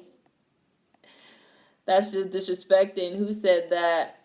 Earthworm Jim was my show. Maybe if he tilts his head to the side, I kind of see it, but no. Maybe the teeth, that's it. I'm literally crying right now. It's the eyes and the teeth. Served! Served! Served! Served! Served! Served! Y'all suckers just served Chadwick Boseman. Y'all are so rude, I'm crying. Y'all do too much. Y'all do too much. Served. Served. Served. Goodbye. I'm done with y'all. That is enough Bees Big for the day. I can't deal with your lives anymore. I want all of you to think about what you've done. Talk about some Chadwick Boseman looks like an earthworm. Now I'm going to lay in bed and think about that when I try to go to sleep tonight. I mean, I said that SZA looks like Janice the Muppet, so I guess that was my comeuppance, wasn't it? All right. On that note, I'm going to go. Goodbye, friends. I will see you all next Sunday. Think about what you've done. Peace out.